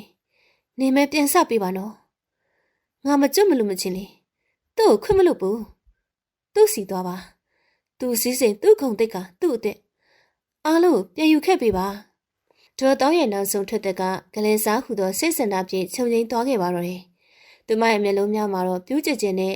အမိုးပေါ်ကိုစိုက်ကြည့်နေစေပဲ။မကျွလွတ်နိုင်တဲ့ဝိညာဉ်တစ်ခုရဲ့နာကျင်မှုတော့တမီးဖြစ်သူထက်မှလက်ဆင့်ကမ်းပေးခဲ့ခြင်းပါပဲ။တီတီတယောက်အတိတ်ကပုံရိပ်များကိုခေါင်းခါရင်နဲ့ဖျောက်ဖျက်ပြစ်လိုက်ရတယ်။အမေအလောင်းကိုမြေချသည့်နေ့မှစလို့တီတီဆိုတဲ့မိန်းကလေးကတည်ဆုံသွားခဲ့ပါပြီ။အခုကြံရှိနေသည်မှာတော့ဦးမမောင်ဖြည့်စည်းရန်အတွက်ဝေးဖွားလာတဲ့ဂလက်စာနဲ့တမီးတစ်ပါးသာပဲ။သူမဦးမောင်ရဲ့တခြင်းများကို6လတီတီစုံစမ်းထောက်လှမ်းခဲ့တယ်။သူရဲ့စီးပွားရေးကျဆင်းမှုဒေါ်မြပိုင်ရဲ့ကျန်းမာရေးအခြေအနေသူနာပြုလိုအပ်နေမှုအားလုံးကိုအခွင့်ကောင်းယူပြီးတော့အတူရောက်စာရွက်စာတမ်းများနဲ့ဒီအိမ်ကိုဝင်ရောက်ရန်အတွက်စီရင်ခဲ့ခြင်းပါပဲ။မန်ထဲမှာသူမရဲ့ပုံရိပ်ကိုနောက်ဆုံးအချိန်ကြည့်လိုက်တယ်။နုညံ့တင်မွေးဟန်ဆောင်ထားတဲ့မျက်နှာပြီးတည်တက်တဲ့သပင်ထုံးဖွဲ့မှုနဲ့တန့်ရှင်တဲ့ဝတ်စုံဒါပေမဲ့သူမရဲ့ရင်မဲထဲမှာရှိတဲ့အိတ်ကတ်ထဲမှာတော့အမေပေးခဲ့တဲ့နာကျင်မှုဓာတ်သားကိုတော့ဝယ်ထားနေပါတယ်။စိတ်ချပါအမေ။တမီသူတို့အိမ်တွေကိုရောက်တာနဲ့လေဒီဇလန်ကိုစက်တင်တော့မှာပါ။ဥပမာကတာရဲတကောင်စီတော့မှတမီကအဲ့ဒီတာရဲကိုထောင်ချောက်စီမဲ့မုတ်ဆိုးဖြစ်စီရမယ်။တီတီကအိတ်ဆွဲပြီးတော့ကောက်ယူလိုက်တယ်။အခန်းချင်းလေးရဲ့တကားဖွင့်လိုက်တဲ့အခါမှာတော့အပြင်မမလေးပြင်းများသူမရဲ့မျက်နှာကိုရိုက်ခတ်လာတယ်။မိုးတဲထန်နေပေမဲ့သူကယူမဆိုင်နိုင်ပါဘူး။ခြေလမ်းများကတော့ခိုင်မာပြတ်သားနေပါတော့တယ်။တက်စီတစီငါပြီးတော့ဦးမောင်ရဲ့ခြေဝင်ကြီးရှိအောင်ဥတီလိုက်ပါတယ်။ကားမှန်ပတိမှတစီမြို့ပြရဲ့မီးရောင်မြောင်ငေးကြီးနဲ့တိတိနခန်းတောင်များကွင်းညွတ်သွားတယ်။အေးစစ်တဲ့အပြုံတစ်ခုသူမသွားနေသည်မှာတော့အလုံးလျက်မဟုတ်ဘူး။စစ်တပ်ရန်ဖြစ်တယ်။သွေးသားရဲ့ကလေးစားကိုစတင်ရန်ဖြစ်ပါတယ်။အိမ်ကြီးထဲမှာတော့သူမကိုစောင့်မျှော်နေတဲ့တားကောင်ကြီးဦးမောင်နဲ့လေဖြားနေလို့တည်င်းကြည့်နေတဲ့ဒေါ်မြပိုင်သူတို့နေရာလုံးရဲ့ကံကြမ္မာအခုချိန်မှစလို့တီတီရဲ့လက်ထဲကိုရောက်ရှိတော့မှာဖြစ်ပါတယ်။ကားကြီးမာခန့်ထည်တဲ့တန်တကာကြီးရှိမှရက်တက်လိုက်တယ်။မိုးကြိုးပစ်တန်တကြင်ချင်းမြည်တီးနေသည်ကြမှာတီတီကကားပေါ်ကနေဆင်းလိုက်ပါတော့တယ်။ရောက်ပြီ။တီတီရေယူလိုက်ပါတယ်။သူမရဲ့မျက်လုံးများအိမ်ကြီးရဲ့အပေါ်ကဗရင်ပေါက်တစ်ခုကိုမော့ကြည့်လိုက်မိတယ်။အဲ့ဒီနေရာမှာတော့လူတယောက်သူမကိုကြည့်နေတယ်လို့ပဲခံစားလိုက်ရပါတော့တယ်။ဒေါ်မြောက်ပိုင်လို့ဦးမမောင်လို့ဘသူပဲဖြစ်ဖြစ်သူမခ ्यू မဆိုင်ဘူး။ဘာကြောင့်ဆိုတော့သူမအဲ့အိမ်ကြီးတွေကိုမုံတိုင်းတစ်ခုတည်ဆောင်လာတာကြောင့်ပဲဖြစ်ပါတယ်။တန်တကာကြီးပွင့်သွားရတဲ့တပြိုင်နက်တီတီရဲ့နှလုံးခုန်တန်းကမိုးချင်းတဲ့များနဲ့အပြိုင်ဆူညံစွာထွက်ပေါ်လာတယ်။ကြောက်ရွံ့ခြင်းကြောင့်မဟုတ်ပါဘူး။နေပေါင်းများစွာစောင့်မျှော်ခဲ့ရတဲ့အခိုက်အတန့်ကိုရောက်လာခြင်းကြောင့်ဖြစ်ပါတယ်။ချန်ဆောက်ဦးလေးကြီးကသူမကိုတန်တရားအပြင်းနဲ့ကြည့်နေပါတယ်။အေဂျင်စီကလွတ်လိုက်တဲ့သူနာပြုဆိုတာညီလား။ဟုတ်ပါတယ်ရှင်။မိုးအရမ်းရွာနေလို့ဝင်ခွင့်ပြုပါအောင်နော်။တီတီရဲ့အတန်ကနူးညံ့တိမ်မွေးနေပေမဲ့မျက်ဝန်းအိမ်ထဲမှာတော့အေးဆက်တဲ့အရေးများဖြတ်ပြေးနေပါတယ်။ချန်ဆောက်ကြီးကခေါင်းညိတ်လိုက်ပြီးတော့တကားကိုကြဲကြဲဖွင့်ပေးလိုက်ပါတယ်။တက်စီကားလေးကခြံဝင်းကျက်ကြီးတွေကိုဖြင်းချင်းစွာနဲ့မောင်းဝင်လာခဲ့ပါတယ်။အေဘကိုရောက်လာတဲ့အခါမှာတော့တီတီကားပေါ်ကဆင်းလိုက်ပါတယ်။သူမရဲ့ခီးဆောင်အိတ်ကိုဆိုရင်လည်းအိမ်ကြီးကိုမော့ကြည့်လိုက်မိတယ်။ဒီအိမ်ကြီးကသူမနဲ့သူမမိခင်တို့နေထိုင်ခဲ့တဲ့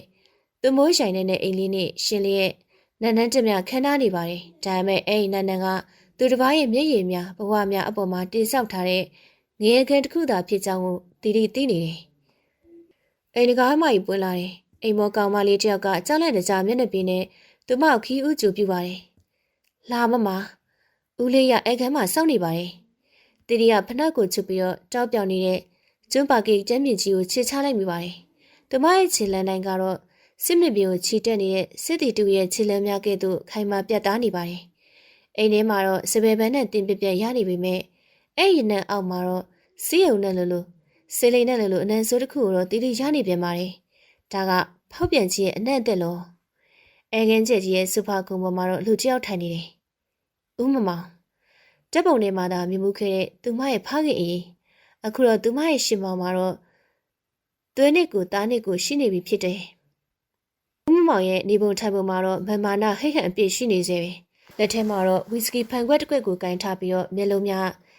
းတီတီကိုခြေစုံကောင်းဆုံးစုံကြည်စံကြည်ကြည့်နေပါတယ်အဲ့ဒီအကြည့်မှာတော့ကုံတဲ့တယောက်ကပစ္စည်းတစ်ခုကိုတံမိုးဖြတ်တယ်လို့ကြည့်နေတဲ့အကြည့်ဒါမှမဟုတ်တားရဲ့တကောင်ကတားကောင်ကိုချောင်းမြောင်းနေတဲ့အကြည့်မျိုးပါတီတီရဲ့ရှင်ထဲမှာတော့ရွှေရှာမှုတို့ကလိုင်လုံးကြီးများတစ်ဖွဲထကြွလာပြီးမြဲသူမကချက်ချင်းပဲခေါင်းကိုငုပ်ပြီးတော့ရွှေကျူးဟန်ဆောင်လိုက်ပါတယ်ထိုင်ဦးမောင်ရဲ့အတန်ကအမိတ်ဆန်ပြီးတော့အာနာပါလာတယ်တီတီကမျက်လွှာအောင်ချိုင်းနဲ့ညီသားစွာထိုင်လိုက်ပါတော့တယ်နမီဘလို့ခေါ်လဲတီတီမေပါရှင်တီတီမေဦးမောင်ကနမီကိုလိုက်ယူရင်းနဲ့ဝီစကီကိုတငုံမော့တောက်လိုက်ပါတယ်ရုပ်ရည်ကတော့မစိုးပဲသူနာပြုတ်ဆိုတော့လူနာပြုတ်ဆိုတာအပြင်တခြားရောဘာလို့တက်သေးလဲအဲ့ဒီစကားရဲ့နောက်ွယ်မှာတော့ပါဝင်တဲ့ရုံညံ့တဲ့အကြည့်ပဲတီတီနားလေဒါပေမဲ့သူမမသိချင်အောင်ဆောင်ပြီးတော့ပြုံးလိုက်ပါတယ်ကျမလူနာရဲ့ကျန်းမာရေးအစားအသောက်နဲ့တန့်ရှင်အားလုံးတောင်းယူပေးနိုင်ပါတယ်လူနာရှင်စိတ်တန်းကြဖြစ်စေရပါမယ်ကောင်းပြီလေငါမိမတော်မြောက်ပိုင်ကလေဖြတ်နေတာလုံလည်းမလုံနိုင်ဘူးစကားလည်းမပြောနိုင်ဘူးအဲ့ရထဲမှာလဲနေတဲ့တုံတုံလို့ပဲမင်းလောက်ရမှာသူ့ကိုမတိအောင်ကြည်ထားဖို့ပဲပြီးတော့ဒီအိမ်မနေငါစကားကိုတူတူမတိန်နားထောင်ရမယ်ငါမကြိုက်တာဘာမှလုပ်မရအောင်နားလေလားဦးမောင်ရဲ့စကလုံးတိုင်းမှာတော့စနီးတဲ့အပေါ်ထားရှိရဲ့မြစ်တာတရားခေါင်းပါမှုနဲ့ရက်ဆက်မှုတို့ထင်းသားတွေ့နေရတယ်တော်မြောက်ပိုင်ကိုတော့တစ်တုံဟုတင်စားလိုက်တဲ့အခါမှာတော့တတိယလက်တီများလည်းကြစ်ကြစ်ပါအောင်ဆုံးမိသွားတော့တယ်ဒီလူကမိမသားများလူသားအဖြစ်မမြင်ဘူးအတုံးချခံပစ္စည်းများအဖြစ်သာသဘောထားတယ်သူမရဲ့အမေရုံကလည်းဒီလိုဆက်ဆံခံရမိမှမလွဲအိတ်ကမယ်ဟုတ်ကဲ့နားလဲပါတယ်ဦးလေးကောင်းပြီလေမင်းနေရမယ့်အခန်းကတော်မြောက်ပိုင်အခန်းရဲ့ဘေးကလေးအခန်းလေးပဲညပဲလူသားရှိရင်ခေါ်ခိုင်းအောင်လို့သွားအိမ်ပေါ်လေးလိုက်ပုတ်ပေးလိမ့်မယ်ဦးမမောင်ကလက်ကပြိုင်နေနင်းထုတ်လိုက်ပါတယ်တီတီကထိုင်ရမှထပြီးတော့ဦးမောင်အယူသေးပေးနှုတ်ဆက်လိုက်တယ်အဲ့ဒီနောက်အိမ်ပေါ်ကောင်မလေးနောက်ကိုလိုက်ပါသွားတယ်လေကလေးများကိုတက်နေစင်မှာတော့တီတီကအောက်ထအေကန်ထဲမှာကျင်းရင်းနေခဲ့တဲ့ဦးမမောင်ကိုပြန်ပြီးတော့ငုတ်ကြည့်လိုက်တယ်သူကဖုန်းတစ်လုံးကိုကင်ပြီးတော့တစုံတစ်ယောက်ကိုအော်ဟစ်ဆဲဆိုနေတယ်ငွေကိစ္စငါကြည့်ရှင်းပြမယ်လို့ပြောထားရမလာ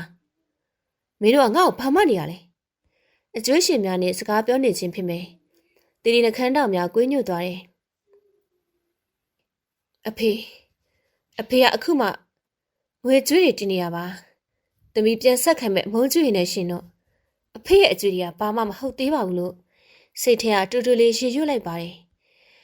်အဲ့ဒီနောက်မှာတော့အိမ်ဘောကောင်မလေးကအခန်းတစ်ခန်းရဲ့အရှိမရက်လိုက်ပါတယ်ဒါမမနေရမယ့်အခန်းမှာဟိုဘက်ခန်းကတော့ကြီးတော်ကြီးတော်မြောက်ပိုင်နေတဲ့အခန်းမှာရှင်ကြီးတော်ကြီးကအမြဲတမ်းအိတ်နေရများပါတယ်ညဘက်ဆိုလဲဘာတမ်းမှမကြရဘူးတခါတလေတော့ကြောက်စရာကောင်းတယ်မမရေအိမ်ဘော်လီကလီတန်တူတူနဲ့ပြောရင်းနဲ့ဘေးဘီကိုဝေ့ကြည့်နေပါတယ်ဘာလို့ကြောက်စရာကောင်းတာလဲညီမရဲ့မသိဘူးဒီအင်ကြီးကမလုံဘူးလို့ခံစားရတယ်မမပြီးတော့ဦးလေးကြီးကလည်းကောင်မလေးကစကားကိုရက်လိုက်ပြီးတော့ခေါင်းခါလိုက်ပါတယ်ထားပါတော့လေမမနားလိုက်ပါဦးလူရာရှိရင်တော့မိဖို့ကြောင့်ဘက်ကိုလာခဲ့နော်အိမ်ပေါ်မှာလေးထွက်သွားတဲ့အခါမှာတော့တီတီကသူမရဲ့အခန်းလေးကိုဝင်ပြီးတော့တကားကိုပိတ်လိုက်ပါတယ်အခန်းကကျင်းမိမဲ့တက်ရက်တယ်ဒါပေမဲ့တီတီစိတ်မဝင်စားပါဘူးသူမအိမ်ထဲမှာအမေနဲ့ရိုက်ထားတဲ့ဓာတ်ပုံဟောင်းလေးကိုထုတ်ယူလိုက်တယ်ဓာတ်ပုံထဲမှာတော့အမေကပြုံးနေပေမဲ့မျက်လုံးများတော့ဝမ်းနေနေပါတယ်အမေသမီးရောက်နေပြီသမီးတို့ဘဝကိုဖျက်ဆီးခဲ့တဲ့လူရဲ့အိမ်အမိုးအောက်ကိုသမီးရောက်နေပြီတီတီကဓာတ်ပုံကိုရှင်ခွင်ထဲမှာပိုက်ထားလိုက်ပါတယ်အပြင်ဘက်မှာတော့မိုးသက်များပုံမကျန်းတန်းလာတယ်လျှက်စီးတစ်ချက်လက်လိုက်တိုင်းမှာတော့အခန်းထဲမှာအလင်းရောင်ဖြတ်ကနေပေါ်လာတယ် အဲ့အလင်းရောင်အောက်မှာတော့တီတီရဲ့မျက်နှာကနူးညံ့သိမ်မွေ့တဲ့သူနာပြုတ်ဆရာမလေးတယောက်မဟုတ်တော့ပါဘူး။သွေးစာနေတဲ့လက်စားချီသူတူရဲ့မျက်နှာအဖြစ်ကိုပြောင်းလဲသွားတယ်။မနေ့ဖြန်မှာတော့သူမရဲ့ပထမဆုံးခြေလမ်းကိုစတင်ရမယ်။ဒေါ်မြောက်ပိုင်ဆိုတဲ့အမျိုးသမီးနဲ့တွေ့ရမယ်။အဲ့အမျိုးသမီးကရန်သူလိုမိတ်ဆွေလိုဆိုတာကိုတော့သူမစူးစမ်းရပေအောင်မယ်။ဒါပေမဲ့ဒီနေ့ညအတွေ့တော့သူမဒေအင်ကြီးရဲ့အမောင်တို့ထဲမှာကိုပြောက်နေတဲ့မွေးကောင်အဖြစ်တက်တက်စိတ်ခူအောင်နေအောင်မယ်။အိမ်မဲလလမဲ့ပါစီဦးမမောင်တီတီရဲ့တီတို့ရေတန်ကတော့အမောင်ညနဲ့အတူပျောက်ကွယ်သွားပါတော့တယ်။နနခင်းရဲ့နေရောင်ကြီးကပရင်ပေါက်ကနေတစင်ဝင်ရောက်လာပေမဲ့တီတီရဲ့စိတ်အစဉ်ကိုတော့နှွေးထွေးမှုမပေးနိုင်ခဲ့ပါဘူး။သူမညတီးမှကောင်းကောင်းမအိပ်ခဲ့ရဘူး။မျက်လုံးကိုမိတ်လိုက်တိုင်မှတော့အမေရဲ့နှာကျင်တဲ့မျက်နှာနဲ့ဦးမမောင်ရဲ့ရက်စက်မှုပုံရိပ်များကအိမ်မဲဆိုးများအဖြစ်ချောင်းနှံ့နေခဲ့ပါတယ်။တီတီတယောက်မန်ရှင်းမှရပ်ပြီးတော့သူမရဲ့တနာပြုတ်ဝစ်စုံကိုတည်တတ်စွာဝစ်ဆင်လိုက်တယ်။အဖေရောင်ဝစ်စုံကသူမရဲ့အညိုတိများကိုဖုံးကွယ်ထားတဲ့တိုးရီကွန်တစ်ခုသာဖြစ်တယ်။သူမရဲ့မျက်နှာထောက်တင်းကြီးအောင်ပြင်ဆင်လိုက်တယ်။နှကမ်းများကိုတော့အနှဲငယ်ကွေးညွတ်ပြီးတော့ရိုးကျိုးတဲ့အပြုံးတစ်ခုကိုဖန်တီးလိုက်ပါတယ်။အဲ့ဒီနေရာသူမရဲ့လက်စားချေပွဲစတင်တဲ့ပထမဆုံးနှစ်ပါပဲ။အခန်းတကားကိုဖွင့်လိုက်တဲ့အခါမှာတော့စစ်စလန်မကြီးကမင်းညလိုပဲတိတ်ဆိတ်နေစေပါပဲ။ဒါမဲ့နနက်ခင်းလေးရောင်အောင်မှာတော့အင်ကြီးရဲ့အိုမင်းဟောင်းနှဲမှုနဲ့တိတ်ဆိတ်နေတဲ့မှုကပို့ပြီးတော့ထင်ရှားနေပါတယ်။နိုင်ရမချစ်ဆွဲထားတဲ့ပေကြီးကများတော့ဖုန်အနေငယ်တက်နေပြီးတော့ကျမ်းမြေကင်ကော်စောနေကြီးမှလည်းအယောင်ကလွင့်နေပါပြီ။ဒီအင်ကြီးကတစ်ချိန်ကတော့ခန္ဓာခဲ့ပေမဲ့အခုအခါမှာတော့ပိုင်ရှင်ရဲ့ကြာဆင်းနေတဲ့စီးပွားရေးနဲ့အတူအသက်မဲ့နေတဲ့အကြောင်းရှိနေတယ်။တီတီလေးကားနဲ့ဆင်းလာတဲ့အခါမှာတော့အောက်ထအေကမ်းမဆောင်ကြီးမှဆင်းလေးနဲ့တင်းတင်းကိုရှားလိုက်ပါတယ်။အဲ့အနံကသူမရဲ့အဆုတ်ထဲကိုအစိမ့်ငွေလိုဝင်ရောက်လာတယ်။ထမင်းစားခန်းထဲမှာတော့အမျိုးသားအထူးထိုင်နေတယ်။ဦးမမောင်သူမရဲ့ဖခင်အရင်သူမနဲ့သူမအမေရဲ့ဘဝကိုဖျက်ဆီးခဲ့တဲ့တရခန့်ဦးမမောင်ကတီတီကိုကြော်ပြီးလျက်သတင်းစာတစ်စောင်ကိုဖတ်နေတယ်။စပွဲပေါ်မှာတော့ကော်ဖီခွက်တစ်ခွက်နဲ့မိကုန်းခွက်တလူလူထွက်နေတဲ့ဆေးပြင်းလိုက်တလေးရှိတယ်။သူ့ရဲ့ကြော်ပင်ကကျဲပြတ်မိမဲ့အနှင်းငယ်ကုန်းကိုင်းနေပုံရပါတယ်။အသက်အရွယ်နဲ့စီးပွားရေးပူပန်မှုများကသူ့ကိုဖိစီးထားပုံပေါ်တယ်။မင်္ဂလာပါဦးလေး။တီတီရဲ့အတန်ကတိုးညိပေမဲ့ရေးကြီးပါတယ်။ဒါပေမဲ့သူမရဲ့ရင်ထဲမှာတော့မိတောင်တစ်ခုပေါက်ကွဲလူမတာဖြစ်နေပါတယ်။သူမရဲ့လက်ချောင်းများကတော့သူနာပြုတ်ဝစ်ဆောင်ရဲ့အနားဆောက်ကိုတင်းကျပ်စွာနဲ့ဆုပ်ကင်ထားမိတယ်။ဦးမမောင်ကချက်ချင်းလည်းမကြည့်ပါဘူး။ကော်ဖီခွက်ကိုဖြင်းချင်းစွာမောတောက်လိုက်ပြီးမှသတင်းစာကိုခောက်ပြီးတော့စပွဲပေါ်ကိုပြစ်တင်လိုက်တော့တယ်။အဲ့ဒီနောက်မှာတော့ကလတ်ထိုင်ကိုလက်ပြီးတော့တီတီကိုစူးစိုက်ကြည့်နေပါတော့တယ်။သူ့မျက်လုံးများမျက်လုံးများကအမေပြောပြခဲ့ဘူးလို့ပဲရက်ဆက်မှုနဲ့မောက်မာမှုတို့ရောရှင်းနေ။မျက်ရည်ထူထူနဲ့အညိုရောင်မျက်စံများကတီတီရဲ့မျက်နှာလဲတိုင်နဲ့ခနာကိုအချိုးစားကိုအကဲခတ်တယ်လို့ကြည့်နေပါတယ်။ဖခင်တယောက်ကသမီးကိုကြည့်တဲ့အကြည့်မျိုးမဟုတ်ဘူး။ပိုင်ရှင်တယောက်ကဝယ်ယူထားတဲ့ပစ္စည်းတစ်ခုကိုတော့တံမိုးဖျားနေတဲ့အကြည့်မျိုးဖြစ်ပါတယ်။တီတီရွှေရှာစိတ်ကြောင့်ကြက်သိမ်းမွေးညင်းများထသွားတယ်။နင်ကအေဂျင်စီကလွှတ်လိုက်တဲ့ကောင်းမလေးလား။သူ့ရဲ့တန်ကအရှက်ရှာနဲ့ဩဇာအာဏာပါတယ်။ဟုတ်ပါတယ်ရှင်။နာမည်ကတော့လာတာပဲ။လူရောအလုပ်ပါဖြစ်ပါမလား။ကြိုးစားပါမယ်ဦးလေး။ဒီမှာငါ့ကိုဦးလေးကြီးလို့မခေါ်နဲ့။ဆရာလို့ပဲခေါ်။ဦးမမောင်ကလက်ညှိုးထိုးပြီးတော့အမိတ်ပေးတယ်လို့ပြောတယ်။ငါအိမ်မှာနေတော့ငါစီကံကိုလိုက်နာရမယ်။ပေါ်ရမိမကြီးထော်မြောက်ပိုင်ကလေးဖြတ်နေရ။ तू ကဘာမှလုပ်နိုင်တာမဟုတ်ဘူး။နေအလောက်ကသူ့ကိုအစာကျွေးဆေးတိုက်တန့်ရှင်လှုပ်ပေးဖို့ပဲ။ဦးမမောင်ကဆေးလုတ်ကိုကောက်ဖွာလိုက်ပြီးရဲ့နောက်မိကုန်းငွေများကိုတီတီဘက်ကိုမုတ်ထုတ်လိုက်ပါတယ်။ပြီးတော့အရေးကြီးဆုံးတစ်ချက်သူကမျက်လုံးကိုကျင်ကပြောတယ်။သူ့စီကဘာတန်မှမကြားချင်ဘူး။ညီးတန်အော်တန်ငိုတန်ဘာမှငါမကြားချင်ဘူး။ငါစီဝါရေးကိစ္စရင်းနဲ့ခေါင်းရှုပ်နေတာ။အိမ်မှာအနောက်ရှက်မလို့ချင်ဘူး။နားလေလား။တီတီခေါင်းငုပ်လိုက်ပါတယ်။သူမရဲ့မျက်လုံးထဲမှာနာကျင်မှုအရိပ်ရောင်မြောက်သူမမြင်စီရင်အတွက်ဖုံးကွယ်လိုက်တယ်။ဒီလူကြီးကစနီးတဲ့တယောက်အပေါ်တန်ရောစင်မရှိုံသာမကောင်းလူသားချင်းစာနာစိတ်ပဲကင်းမဲ့နေပါလား။ဟုတ်ကဲ့နားလေပါတယ်ဆရာ။ကောင်းပြီ။လာကတော့အေဂျင်စီကပြောထားတဲ့အတိုင်းပဲပြီးမယ်။နေလိမ္မာရင်လိမ္မာတယ်လို့ပဲငါဆုချအောင်ပါ။ဒါပေမဲ့ငါမကြိုက်တာလုံးမိရင်တော့ဥမောင်ရဲ့စကားကိုမဆက်ဘဲနဲ့စပွဲပေါ်ရှိဓာတ်တစ်ချောင်းကိုကောက်ယူပြီးတော့ပန်းတီတစ်လုံးကိုထိုးဆိုင်လိုက်ပါတယ်။ထွက်သွားလို့ရပြီ။သူ့အခန်းထဲသွားတော့တီတီခေါင်းညစ်အယူသေးပြီးတော့လက်ထွက်လာခဲ့ပါတယ်။သူမရဲ့ခြေလမ်းများကလေးလံနေပေမဲ့စိတ်တက်ကတော့ပုံမိုးပြီးတော့ခိုင်မာခဲ့တယ်။အဖေကသမီးကိုတွေးတာလို့မမြုံနေမကောက်အောင်တော့ လူတယောက်လိုတော့မှမမြင်ပါလားအမေတို့ကလည်းဒီလိုပဲဆက်ဆံခဲ့တယ်မလားလေကတိများကိုပြန်တက်လာရင်နဲ့တီတီရဲ့မျက်လုံးအိမ်တဲကမျက်ရည်များဝဲမလာပဲနဲ့မေးတောင်များသာတောက်လောင်လာပါတယ်ဒီအင်ကြီးကအပြင်ပန်းကကြည့်တော့ခန္ဓာထေဝါတဲ့စိန်အင်ကြီးဖြစ်ပေမဲ့အတွင်းမှာတော့ရဲစင်မှုအတ္တနဲ့လောဘတရားများပုတ်သွန်းနှံစုံနေတဲ့ငရဲကန်တစ်ခုသာဖြစ်ပါတော့တယ်တီတီကြောင့်ဒေါ်မြပိုင်ရဲ့အခန်းတကာရှိကိုရောက်တဲ့အခါမှာတော့ခိတက်ရက်တက်လိုက်တယ်တကားလက်ကင်ဖို့လမ်းကင်လိုက်တဲ့သူမရဲ့လက်ချောင်းများမှာတော့အနှဲငယ်တုံရင်းနေပါတယ်ဒီတကားရဲ့ဟိုဘက်မှာတော့နောက်ထသားကောင်တူရှိနေတယ်အဲ့အမျိုးသမီးကဦးမမောင်ရဲ့လက်ရှိသားကောင်ဖြစ်တယ်လို့တီတီအတွက်တော့မဟာမိတ်ဖြစ်လာနိုင်သူလို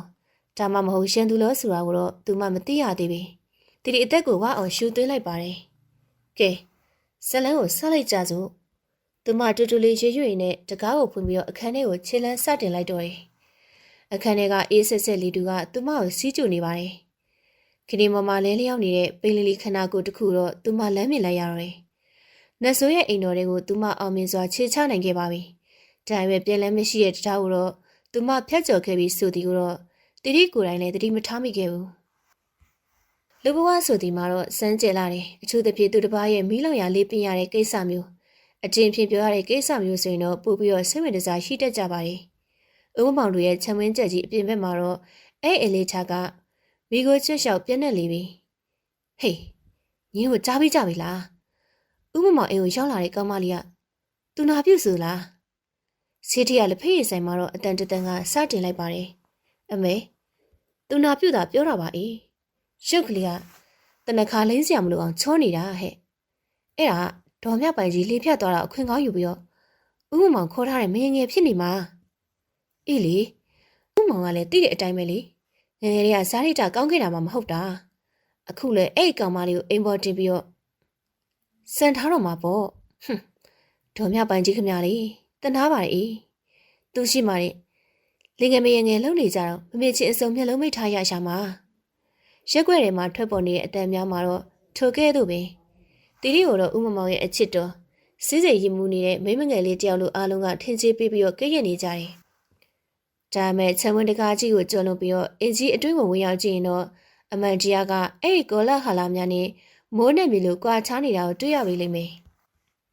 ဖန်ခွက်ကွယ်တန်ကျလောင်စွာထွက်ပေါ်လာပြီးတဲ့နောက်မှာတော့ဝမ်ဒီရောက်အရှိများကကျင်းမင်ပေါ်ပြန့်ကျဲသွားပါတယ်။နေ့ကိုရေခဲထက်ပါလို့ပြောထားမလား။နားပေးနေရလား။အေကမဆောင်ကျဲကြီးထဲမှာတော့ဦးမမောင်ရဲ့အတန်ဩဇာကမိုးချုံးတယ်လို့ထွက်ပေါ်နေပါတယ်။စပါကူမှာချစ်ချစ်ထိုင်တဲ့ဦးမမောင်ကလက်ထက်ဝမ်ခွက်ကိုကျင်းမင်ပေါ်တမင်ရွယ်ပြီးတော့ပြပောက်လိုက်ခြင်းပါပဲ။ဖန်ခွဲဆောင်များတီတီရဲ့ခြေထောက်နားကိုလွှင့်စင်လာတော့တယ်။တီတီတယောက်ကြောက်လန့်တလို့ဟန်ဆောင်ပြီးတော့ခေါင်းငုပ်ထားရတယ်။တောင်းပန်ပါတယ်ဆရာကျမနောက်တစ်ခေါက်တတိထားပါမယ်ပါစပ်ပိတ်ထားစမ်းငါပတ်စံပြီးတော့ခေါ်ထားတာငါစကားကိုနားထောင်ဖို့အပေါ်ကမိမကြီးကိုပြစ်စုတက်တက်ပဲမဟုတ်ဘူးဒီအိမ်မှာငါခိုင်းသမျှလုပ်ရမယ်အခုချက်ချင်းဒါတွေပြောင်းအောင်လဲကျင်စမ်းဥမောင်ရဲ့မျက်လုံးများတီတီကိုလူတယောက်အဖြစ်မကြည့်ဘူးဝယ်ယူထားတဲ့ပစ္စည်းတစ်ခုစိတ်တန်းကျစေခိုင်းနိုင်တဲ့ကျေးဇူးတယောက်ဖြစ်တာကြည့်နေတယ်အပြင်လူများထင်နေတယ်လို့တီတီကဤအိမ်မှာတော့ဘေမတပါလို့စံစားနေရသည်မဟုတ်ပါတီတီဒူးထောက်ပြီးတော့ကျမ်းမီမော်ကဖန်ခွဲစာများကိုကောက်ယူတယ်ဝိုင်နီရောင်များသူမရဲ့လက်ချောင်းများမှာတော့သွေးစာများတပွဲဆွန်းထင်းနေပါတယ်သူမအမိုက်စာများကိုကောက်ယူနေစဉ်မှာတော့ဦးမမောင်ကရှိကိုကိုက်ပြီးတော့သူမရဲ့မေးစစ်ကိုကြမ်းတမ်းစွာဆွမောလိုက်ပါတယ်မျက်နှာလေးကတော့ပေးရတဲ့ဈေးနဲ့တက်ပါတယ်ဒါပေမဲ့အမှုကျင့်ကတော့ငါတင်ပေးရအောင်မယ်ထင်တယ်ဦးမောင်ရဲ့လက်ကျန်ကြီးကတီတီရဲ့ပါးပင်ကိုပုတ်လိုက်ပြီးမှတော့ချစ်စနိုယူရခြင်းမျိုးမဟုတ်ပဲပိုင်ဆိုင်မှုကိုပြသနေတဲ့အနိုင်ကျင့်မှုတက်တက်တာဖြစ်ပါတယ်။တီတီရဲ့ခန္ဓာကိုယ်တစ်ခုလုံးမှာတော့ယွန်ရှာမှုကြောင့်စက်သိမ်းမွေးညင်းများထားလာပြီးမဲ့သူမအန်ကိုကြိတ်ပြီးတော့တိခံလိုက်တယ်။ဟုတ်ကဲ့ပါဆရာ။သွား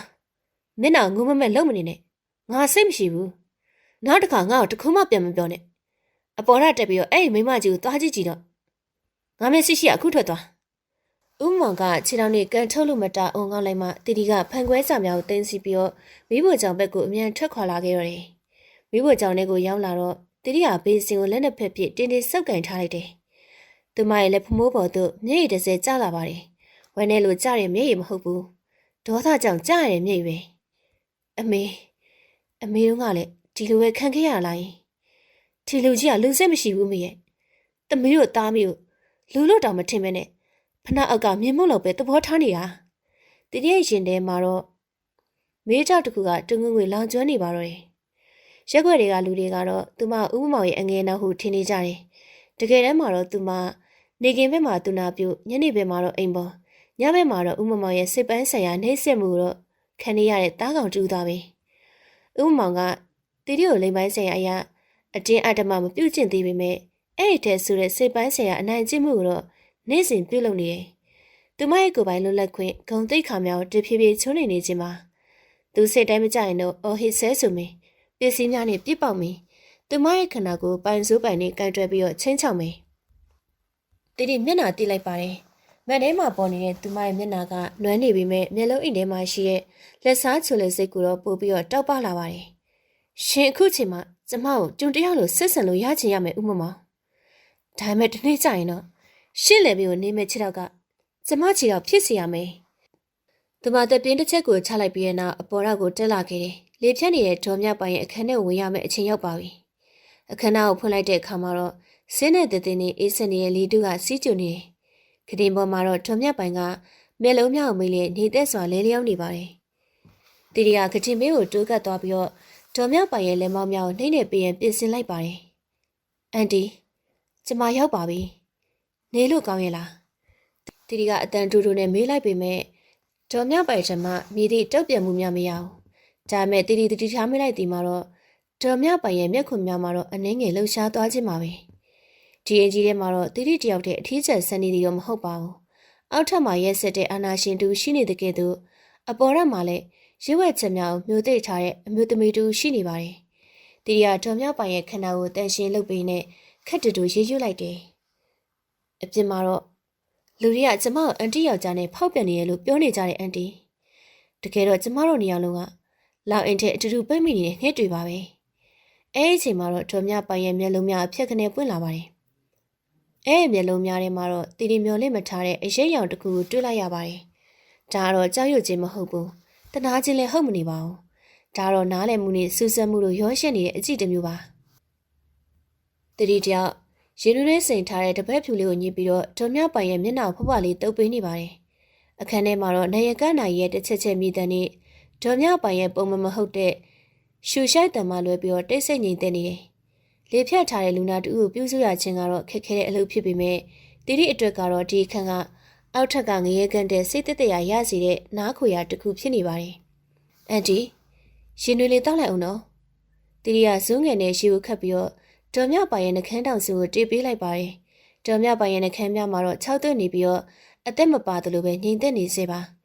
ရှီအနေငယ်ကလေချောင်းလေးကိုစီးဝင်သွားတဲ့အခါမှာတော့လေပင်ချိုလေးများလှုပ်ရှားသွားတာကိုကြည့်နေတီတီတက်ပြင်းချမ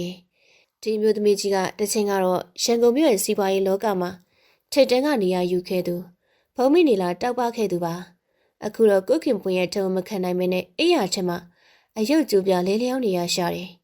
တီတီကဒေါ်မြပိုင်ရဲ့မျက်နှာကိုစိုက်ကြည့်နေမမိအမေဒေါ်တောင်းကိုတတိယသွားတော့တယ်သူမရဲ့အမေကလည်းဒီယောက်ျားတယောက်တည်းကြောင့်ပဲဘဝပြက်ခဲ့ရသည်မဟုတ်ပါလားအန်တီကိုကြည့်ရတာကျမရဲ့အမေကိုတတိယတဲ့အန်တီတီတီရဲ့နှုတ်ဖြာမှာစကလုံးများမရည်ရွယ်ပဲနဲ့ထွက်ကျသွားတယ်သူမဘေးဘီကိုအလော်တကြီးကြီးလိုက်မိပေမဲ့အခန်းထဲမှာတော့ဘယ်သူမှရှိမနေပါဘူးဥမမောင်ကအပြင်ထွက်ပြီးတော့လောင်းကစားဝိုင်းထားမှမဟုတ်ဥမောင်တယောက်တော့အပြင်ထွက်ပြီးတော့လောင်းကစားဝိုင်းထားမှမဟုတ်ဝိုင်းတစ်ခုကိုရောက်နေလောက်ပါပြီတီတီကအာယူပြီးတော့ထုံမြောက်ပိုင်ရဲ့နာနာကိုဒုက္ခလိုက်ပါတယ်ကျမအမေကအန်တီလိုပဲအဲ့လူရဲ့ရက်စက်မှုကိုခံခဲ့ရတာပါအပြင်ကလူတွေကကျမကိုဥမမောင်ရဲ့မငယ်လို့ထင်နေကြတယ်သူကိုယ်တိုင်ကလည်းကျမကိုအပြိုမဲ့လို့ဆက်ဆံနေရလေဒါပေမဲ့အန်တီရဲ့ကျမနှလုံးသားထဲမှာလောင်နေတဲ့မိကိုသာအန်တီမြင်နိုင်တိတ်ကောင်းပါပဲအဲ့ဒီစကားကိုပြောလိုက်ချိန်မှာတော့တီတီကဒေါ်မြပိုင်ရဲ့မျက်ဝန်းမြောက်မတော်တဆစူးစိုက်ကြည့်မိလေတာဖြစ်သွားတယ်ပုံမှန်အားဖြင့်လေးဖြတ်ထားတဲ့လူနာများအထူးသဖြင့်စိတ်တရားပြင်းထန်စွာရထားသူများရဲ့မျက်လုံးများကြည်လင်မှုမရှိဘဲနဲ့တေးသလားဖုံးတကဲ့သို့မှုံဝါးနေတတ်ပါတယ်အာယုံစူးစိုက်မှုမရှိဘူးဗလာတက်တက်တာဖြစ်နေမှာပါဒါမဲ့အခုတီတီမြင်နေရသည်မှာတော့ထို့တော့မဟုတ်ဘူးဒေါ်မြပိုင်ရဲ့မျက်လုံးမျက်အိမ်နဲ့များကတီတီရဲ့မျက်နှာပေါ်မှာတင်းငင်စာရက်တန့်သွားတယ်အဲ့ဒီကြီးကလွတ်နေတဲ့နေရာတစ်ခုကိုငေးမောနေခြင်းမဟုတ်ဘူးတီတီရဲ့မျက်လုံးမျက်အိမ်ထဲကနေတဆင့်သူမရဲ့ဝိညာဉ်ကိုဖောက်ထွင်းကြည့်နေတဲ့ကဲ့သို့ဇူးရှာထက်မြက်နေတယ်တီတီကြောချမ်းသွားတယ်အန်ဂျီ သူမတူတူလေးခေါ်လိုက်ပါတယ်ဒေါ်မြပိုင်ရဲ့မျက်တောင်များကပုတ်ခတ်ခြင်းမရှိဒါပေမဲ့မျက်လုံးတငယ်အိမ်ကတတိယလှုပ်ရှားမှုကိုလိုက်လံကြည့်နေတယ်လို့ရှိနေတယ်အဲ့ဒီကြည့်ထဲမှာတော့တနာချင်းဟူသောအရေးအယောင်မရှိဘူးအဲ့ဒီစားစူဆန်ခြင်းတွက်ချက်ခြင်းနဲ့ပူလောင်ပြင်းပြတဲ့အမုန်းတရားတစ်ခုကိုတီတီခန်းစားလိုက်ရပါတယ်ရုပ်ကျဲအောက်ထပ်မှာကားတံကိုကြားလိုက်ရတယ်ဥမမောင်ပြန်ရောက်လာပြီဖြစ်တယ်ကားတကားပိတ်တံအင်ကြီးရှိအော်ဟစ်တံများကအင်ကြီးရဲ့တိတ်ဆိတ်မှုဓာတ်နဲ့မုန်းလိုက်တယ်လို့ဖြိုခွင်းလိုက်တော့တယ်တခဏမှာတော့တီတီကဒေါ်မြပိုင်ရဲ့လက်ကိုကင်ထားမိတဲ့အသာဖြစ်နေတယ်အဲ့စက္ကန့်ပိုင်းလေးအတွင်းမှာတော့ဒေါ်မြပိုင်ရဲ့လက်ချောင်းများကတီတီရဲ့လက်ဖမှုတက်တက်လေးအလွန်တက်တက်လေးကိုဖိနှိပ်လိုက်တာကိုတော့တီတီထားမိလိုက်ပါတယ်တီတီမျက်လုံးပြူးသွားတယ်သူမအောက်ငုတ်ကြည့်လိုက်ပြီးမဲ့ဒေါ်မြပိုင်ရဲ့လက်များပြန်လည်ငြိမ်သက်သွားပါပြီစိတ်ထင်တာလားမဟုတ်ဘူးဒါစိတ်ထင်တာမဟုတ်ဘူးတီတီကအသက်ကိုဝဝရှူလိုက်ပြီးတော့ဒေါ်မြပိုင်ရဲ့မျက်နှာအနီးကဆုံးအနေထားနဲ့ကြည့်လိုက်ပါတယ်အန်တီကျမပြောတာကြားရမလားယင်အန်တီတတိယနေရမလားယင်ဒေါ်မြပိုင်ကဘာစကားမှမပြောနိုင်ပါဒါပေမဲ့သူမရဲ့မျက်ဝန်းများတော့တီတီကိုစကားပြောနေတယ်အဲ့ဒီမျက်ဝန်းများတိတ်နေလို့တတိပေးနေတယ်လို့ရှိပြီးတော့တစ်ချိန်တည်းမှာတော့ငါနေ့ကိုယုံချင်တယ်ဆိုတဲ့အထိပ္ပယ်ကိုလည်းဖော်ဆောင်နေပါတယ်ခြေတံများလေကတိများပေါ်တက်လာတယ်လေးလံပြီးတော့ရင်းရံနေတဲ့ခြေတံများဥမမောင်တယောက်အခန်းဝါကိုရောက်လာတော့မယ်တီတီတယောက်အမြဲတမ်းလူနာပြုစုတဲ့ပုံစံကိုပြန်ပြောင်းလိုက်ပြီးတဲ့နောက်ဆောင်းတက်ရအောင်ပြင်လိုက်ပါတယ်အခန်းတကားပွင့်သွားတယ်ဝီစကီနဲ့တထောင်ထောင်နဲ့အတူဥမမောင်ဝင်လာတယ်ဟေးတီတီနေဒီဖိုင်းနာမှာပဲအချိန်ဖြုံးနေတော့မှလားငါအတွက်ရေချိုးဖို့ပြင်စမ်းပြီးငါအခန်းကိုလာခဲ့ဥမမောင်ကဒေါ်မြပိုင်ကိုတရိတ်ဆန်တကောင်တစ်ဖွဲ့ဆက်ဆုပ်ယွန်ရှာစွာနဲ့တစ်ချက်ကြည့်လိုက်ပြီးတော့တီတီကိုအမိတ်ပေးပြီးတော့ပြန်ထွက်သွားတော့တယ်ဒေါ်မြပိုင်ရဲ့ကရင်ချီရင်မှာရက်နေစင်မှာတော့ဥမမောင်ရဲ့မလူများကတီတီရဲ့ခန္ဓာကိုယ်အချိုးအဆောက်မဖွယ်မရကြည့်ရှုသွားတာကိုတော့ဒေါ်မြပိုင်မြင်တွေ့လိုက်ရတယ်အဲ့ခိုက်တက်မှာတော့ကတိမျိုးမလေဖြတ်လူနာရဲ့မျက်လုံးအတွင်းမှာတော့မေးတောက်တစ်ခုဟုံကနေတောင်းလောင်သွားတယ်သူကမနာလိုဝန်တူမှုမဟုတ်ဘူးမမေရဲ့ပိုင်ဆိုင်မှုများလူယုံတာမကောင်းအမျိုးသမီးငယ်တူပါလူမဆန်စွာနှိမ့်ဆက်နေတဲ့အဲ့ယောက်ျားအပေါ်မှာထားရှိတဲ့နာကျင်မှုမိတောက်ဖြစ်ပါတယ်ဥမမောင်ထွက်ခွာသွားပြီးတဲ့နောက်မှာတော့အခန်းထဲမှာပြန်လည်တိတ်ဆိတ်သွားတယ်တီရီကတကားကိုတေချာပိတ်လိုက်တယ်အဲ့ဒီနောက်ကတင်ပေးကိုပြန်လာခဲ့ပါတယ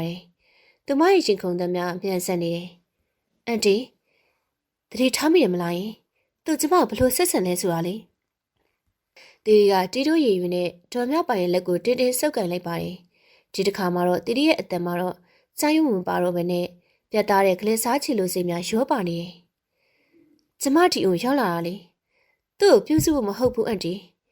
ကျမသူ့ကိုတက်ချင်လို့ရောက်လာတာအဲ့ဒီစကလုံးများထွက်ကျသွားချိန်မှာတော့ဒေါ်မြပိုင်ရဲ့မျက်လုံးများပုံမတောက်ပလာတော့တယ်သူမမျက်တောင်ကိုဖြင်းချင်းစွာတတိထားစွာဖြင့်တစ်ချက်ပိတ်လိုက်ပြီးတဲ့နောက်ပြန်ဖွင့်လိုက်တော့တယ်ဒါတာမန်မျက်တောင်ခါခြင်းမဟုတ်ဘူးဒါလက်ခံခြင်းဟူသောအမတ်သားပဲတတိရဲ့ကိုယ်ရဲ့ကိုလျက်စီးကြောင်တစ်ခုဖြတ်တန်းသွားသလိုခန်းစားလိုက်ရပါတယ်နေပေါင်းများစွာထိမ့်သိမ့်ခဲ့ရတဲ့ဒေါ်မြပိုင်ရဲ့ဟန်ဆောင်မှုမျက်နှာဖုံးကတတိရှိမှအနှင်းငယ်ဟာသွားခဲ့ပါပြီဒေါ်မြပိုင်ကတတိရဲ့မျက်လုံးထဲမှာနာကျင်မှုကိုဖတ်နိုင်ခဲ့သလိုတတိကလည်းဒေါ်မြပိုင်ရဲ့မျက်လုံးထဲမှာရွက်ချက်ကိုဖတ်မိသွားခဲ့တယ်သူတို့နှစ်ဦးကြားမှာတော့စကလုံးမလိုတဲ့သဘောတူညီချက်တစ်ခုစတင်ဖြစ်ပေါ်လာခဲ့ပါပြီကောင်းပြီလေတတိကမျက်ရည်များဝဲနေတဲ့မျက်ဝန်းကိုတုပ်လိုက်ရင်းနဲ့အန်ကိုကြိတ်ပြီးတော့ပြောလိုက်ပါတယ်အန်တီလှုပ်ရှားလို့မရရင်နေပါစေကျမအန်တီရဲ့ချစ်လက်တွေဖြစ်ပေးမယ်ဒါပေမဲ့အန်တီဘက်ကဥနောက်ဖြစ်ပေးရမယ်ကျမတို့နေရာပေါင်းပြီးတော့ဒီမုံတိုင်းကိုတိုက်ထုတ်ရအောင်နော်ဒေါ်မြပိုင်ရဲ့မျက်ဝန်းတောင်မှမျက်ရည်စီချောင်းတတိလေးတစ်ခုကကြာဆင်းလာပါတယ်အဲ့ဒီမျက်ရည်ကဝမ်းနဲ့ချစ်အတွက်မဟုတ်ဘူးနေပေါင်းများစွာအထီးကျန်တိုက်ပွဲဝင်နေရတဲ့စစ်တီတူကမဟာမိတ်ကိုတွေ့ရှိလိုက်ရတဲ့အတွက်ဖြစ်ပေါ်လာတဲ့တက်တာရရမှုရဲ့မျက်ရည်သားပါအပြင်ဘက်မှာတော့မိုးတဲတဲ့စွာရွာသွန်းနေပေမဲ့ဒီခန်းငယ်လေးထဲမှာတော့ကလေးစားချစ်ကြီးရဲ့မိတတစ်ခုကအခုမှစတင်ပြီးတော့အရှိန်ဟိုပြင်းစွာနဲ့တောက်လျင်အတွက်ပြင်ဆင်နေပါပြီညနေတကောင်ရဲ့အချိန်သို့ရောက်နေပြီဖြစ်ပါတယ်အင်ကြီးတစ်ခုလုံးမှာတော့တိတ်ဆိတ်ငြိမ်သက်နေပေမဲ့အဲ့ဒီတိတ်ဆိတ်မှုကငြိမ်းချမ်းခြင်းကိုစောင့်ကြည့်ပေးတဲ့အရာမဟုတ်ဘူးမုံတိုင်းမလာခင်မှာတော့ငြိမ်သက်တဲ့လေထုကဲ့သို့အန်ဒီအငွေ့တက်များလွမ်းချုံနေပါတယ်ဗရိမောက်ကနေတဆင်ဝင်ရောက်လာတဲ့လေအေးစစ်စင်ကအခန်းထဲမှာရှိတဲ့ဆေးနဲ့တည်င်းကိုတဲဆောင်သွားပြီးတော့အပြင်ဘက်မှာတည့်ရလုတ်တန်တရှင်းရှင်းနေရောနှုတ်ပြီးတော့ခြောက်ချားပွေရအသက်များကိုဖန်တီးနေပါတယ်တီရီကဒေါ်မြောက်ပိုင်ရဲ့ကတိမေးမှထိုင်နေစာအုပ်တုပ်ကိုဖတ်နေဟန်ဆောင်နေပေမဲ့ သူမရဲ့အာယုံတွေကတော့အောက်ထပ်မှာလာမဲ့ခြေတံကိုသာစောင့်ဆိုင်းနေမိရင်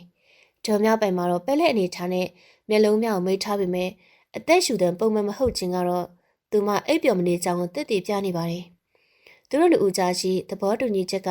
စာချုပ်စာတမ်းမရှိပေမဲ့သွေးပြည့်လက်မှတ်ထိုးထားတဲ့ကဲ့သို့ခိုင်မာနေပါပြီ။အောက်ထပ်တကားမကြီးပိတ်လိုက်တဲ့အတန်ကကျေလောင်စွာထွက်ပေါ်လာတယ်။တီတီရဲ့ခန္ဓာကိုယ်ကလည်းအလိုလျောက်တောင့်တင်းသွားပါတယ်။ဒေါ်မြောက်ပိုင်ရဲ့မျက်ခုံများအနှဲငယ်လှုပ်ရှားသွားတာကိုတော့တီတီပြုတ်မိလိုက်တယ်။လေကတိမြောင်နင်းတက်လာတဲ့ခြေတံများမမကန်ရိမ့်ရိုင်နေတယ်။ဖနက်တန်ပြပြနဲ့အတူမပီမတာရေရွတံများပါကြားနေရပါတယ်။ဥမမသူဟာဒီကနေ့ညမှာလဲမွေးရတောက်စားပြီးတော့ပြန်လာပြန်ပြီလေ။စီပွားရေးရှုံးနေမှုများအကျွေးရှင်များရဲ့ဖိအားများကိုအရက်ခွက်ထဲမှာနှိမ့်မြုပ်ပြီးတော့အိမ်ပြန်ရောက်တဲ့အခါမှာတော့အဲ့ဒီဒေါသများကိုတော့အားနေသူများအပေါ်ပုံချလေရှိတယ်။အခန်းတကာကိုတွန်းဖွေးလိုက်ချိန်မှာတော့ဝိုင်နဲ့ဆီလင်းနဲ့ချွန်းနဲ့တို့ရောပွနေတဲ့အောင်တက်တဲ့အနံစုတစ်ခုကအခန်းထဲကိုအရင်ဆုံးဝင်ရောက်လာတယ်။ဥမမောင်ကတကားပေါင်ကိုမိလက်ရိုင်းနဲ့ရက်နေပါတယ်။မျက်လုံးများသွေးရောင်လွှမ်းနေပြီးတော့အကြည့်များရိုင်းဆိုင်ခက်ထန်နေတယ်။သူ့ရဲ့ရှက်အင်ကြီးကျဲသည်များပြုတ်နေပြီးတော့လက်စည်းမှလည်းရော်ရဲနေပါတယ်။ဟိတ်သူနာပြုတ်မှာဥမောင်ရဲ့အတန်ကအဲကွဲပြီးတော့အာလေးနေတယ်။တီတီတယောက်ထိုင်ရမှချက်ချင်းထပ်ပြီးတော့ခေါင်းကိုအယူသေးပေးလိုက်ပါတယ်။ဟုတ်ကဲ့ဆရာ။ဥမမောင်ကလောင်ရည်ရေးလိုက်နဲ့အခန်းထဲကိုဝင်လာတယ်။သူကကတိမမညိတ်တဲ့နေတဲ့ဇနီးတဲ့ဒေါ်မြောက်ပိုင်ကိုတော့ဆက်ဆုပ်ယူရှာပွဲအကျဉ်းနဲ့တစ်ချက်ကြည့်လိုက်ပါတယ်။ကြည်စမ်းပါအောင်။ငါမိမကြီးဖာမမသိတော့တဲ့အသေးကောင်လိုဖြစ်နေတာဟဲ့။ဟိတ်မြောက်ပိုင်နင်ကြားနေလား။ငါစီးပွားရေးဒီနေ့ဘလောက်ပြည့်စည်သွားလဲနေသိလား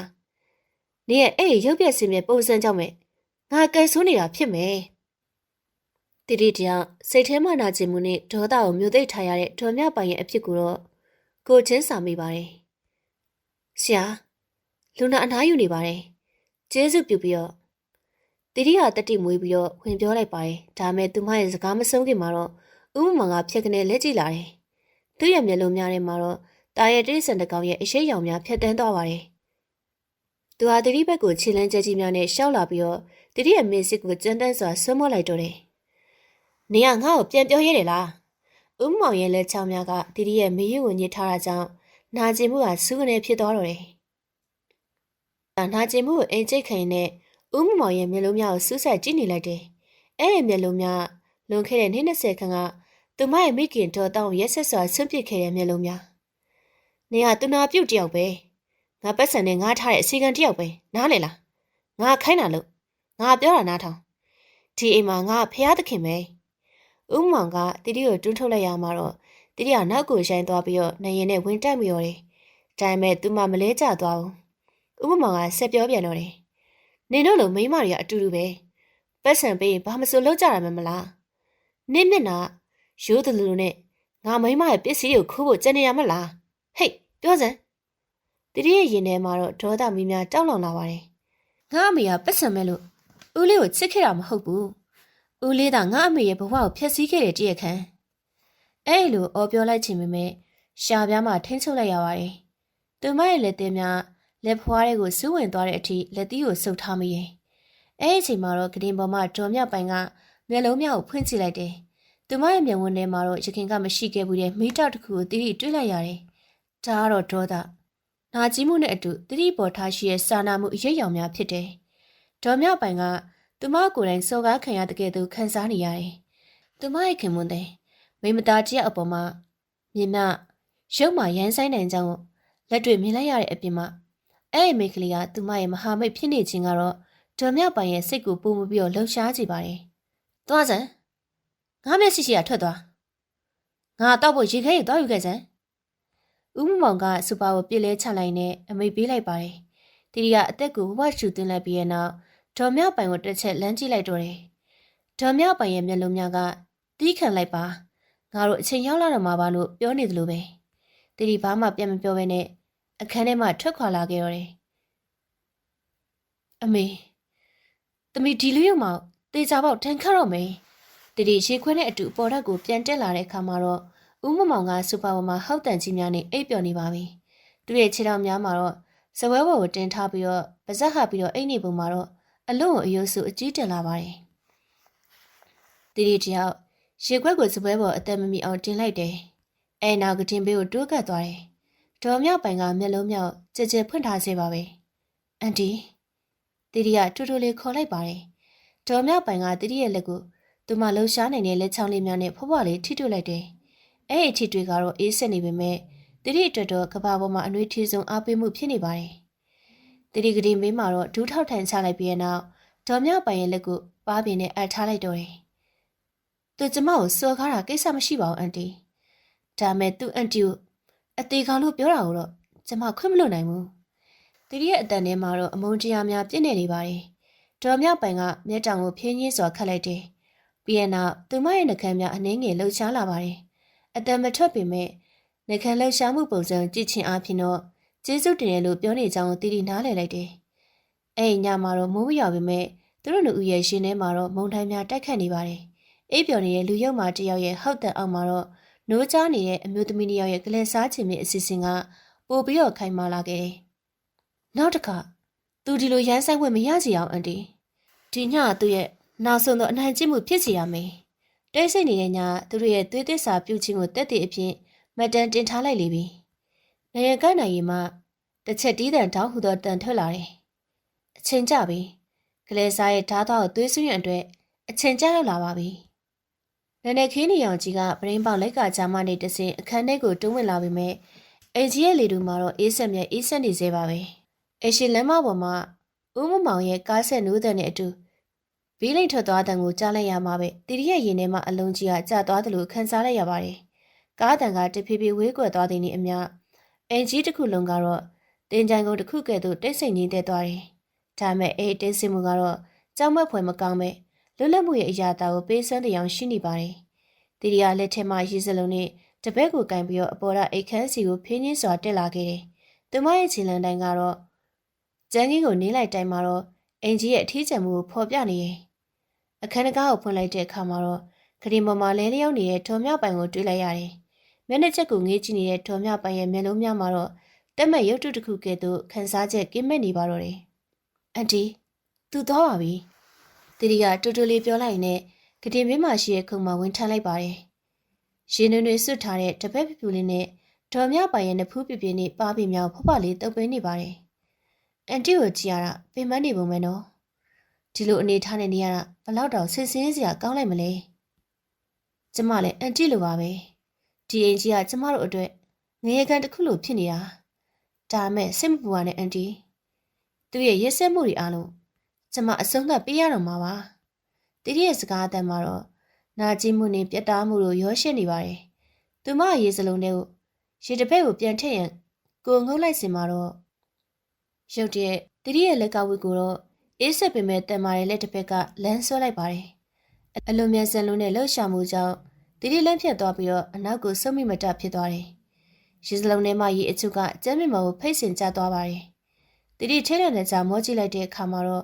တွေးလိုက်ရတဲ့မြင်ကွင်းကြောင့်သူမရဲ့နှလုံးခုန်သမျှရက်တန့်သွားသလိုခံစားလိုက်ရတော့တယ်။စောစောကအသက်မပါသလိုငင်းငိုင်နေခဲ့တဲ့ထုံမြောက်ပိုင်ရဲ့မျက်လုံးများမှာတော့အခုခါမှာတော့ဆူးရှတောက်ပါတဲ့အလင်းရောင်များနဲ့တီတီကိုစိုက်ကြည့်နေပါတယ်။မျက်လုံးများမှာတော့လေဖြတ်နေသူတူရဲ့အားနဲ့ခြင်းမျိုးမရှိပဲအန်ဒီယိုရင်ဆိုင်ရအတွက်အသင့်ပြင်ထားတဲ့ကြားမတကောင်ရဲ့အကြည့်မျိုးရှိနေပါတယ်။တကား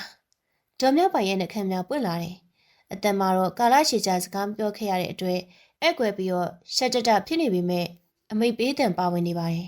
။တကောက်ချက်တေချာချခဲ့ရလားတီ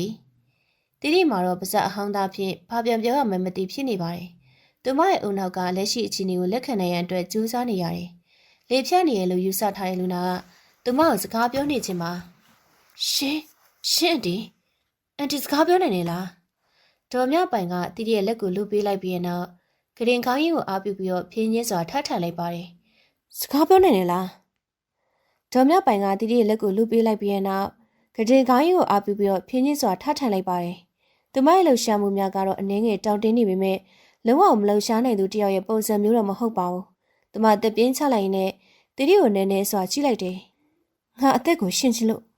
့ငါရဲ့ခန္ဓာကိုယ်ထဲမှာငါပြန်ပုန်းနေခဲ့ရတာတီဒေါ်မြပိုင်ရဲ့အသက်မှာတော့နာကျင်မှုနဲ့ခါးသီးမှုတို့ပြည့်နေပါတယ်။သူကငါ့ကိုတတ်ဖို့ကြံစည်နေတာကြပြီ။ဆေးရီအစားအသောက်တွေစိတ်ပိုင်းဆိုင်ရာနှိမ့်ဆက်မှုတွေနဲ့ငါ့ကိုဖြည်းဖြည်းချင်းတက်နေတာ ငါသာဒီလိုမလုပ်မရှက်ဟန်မဆောင်ခဲ့ဒီအချိန်ဆိုရင်လေငါမြေကြီးတွေကိုရောက်နေတော့ပြီတီတီကတော်မြောက်ပိုင်ရဲ့စကားများကိုကြားရတဲ့အခါမှာတော့ကြောက်ရွံ့မှုအစားလေးစားမှုတစ်မျိုးကိုခံစားလိုက်ရပါတယ်ဒီမျိုးသမီးကသူမထင်ထားတဲ့ပူပြီးတော့တတိရှိပြီးတော့ညံပြီးတယ်မမေရဲ့အသက်ကိုကာကွယ်ရင်အတွက်လာနဲ့ချီပြီးတော့အသေးကောင်းတစ်ပွဲထိုင်နေရတဲ့စိတ်တက်မှာတော့ရိုးရိုးလေးစားစရာမဟုတ်ပါဘူးဒါဆိုအန်တီကအစတွေကအကုန်သိနေရပေါ့သိတာပေါ့မင်းရောက်လာတဲ့ပထမဆုံးနေ့ကမင်းကရိုးရိုးသူနာပြုတ်တရားမဟုတ်ဘူးဆိုတာလဲငါရိပ်မိတယ်မင်းရဲ့မျက်လုံးတွေထဲမှာ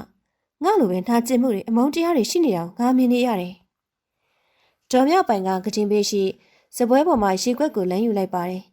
်လက်များတုံနေပေမဲ့သူမကိုယ်တိုင်မောတောက်လိုက်တယ်အဲ့နောက်တီတီဘက်ကိုပြန်လှည့်လာတယ်မနေ့ညငါ့ကိုအသေးကောင်လို့ပြောပြီးတော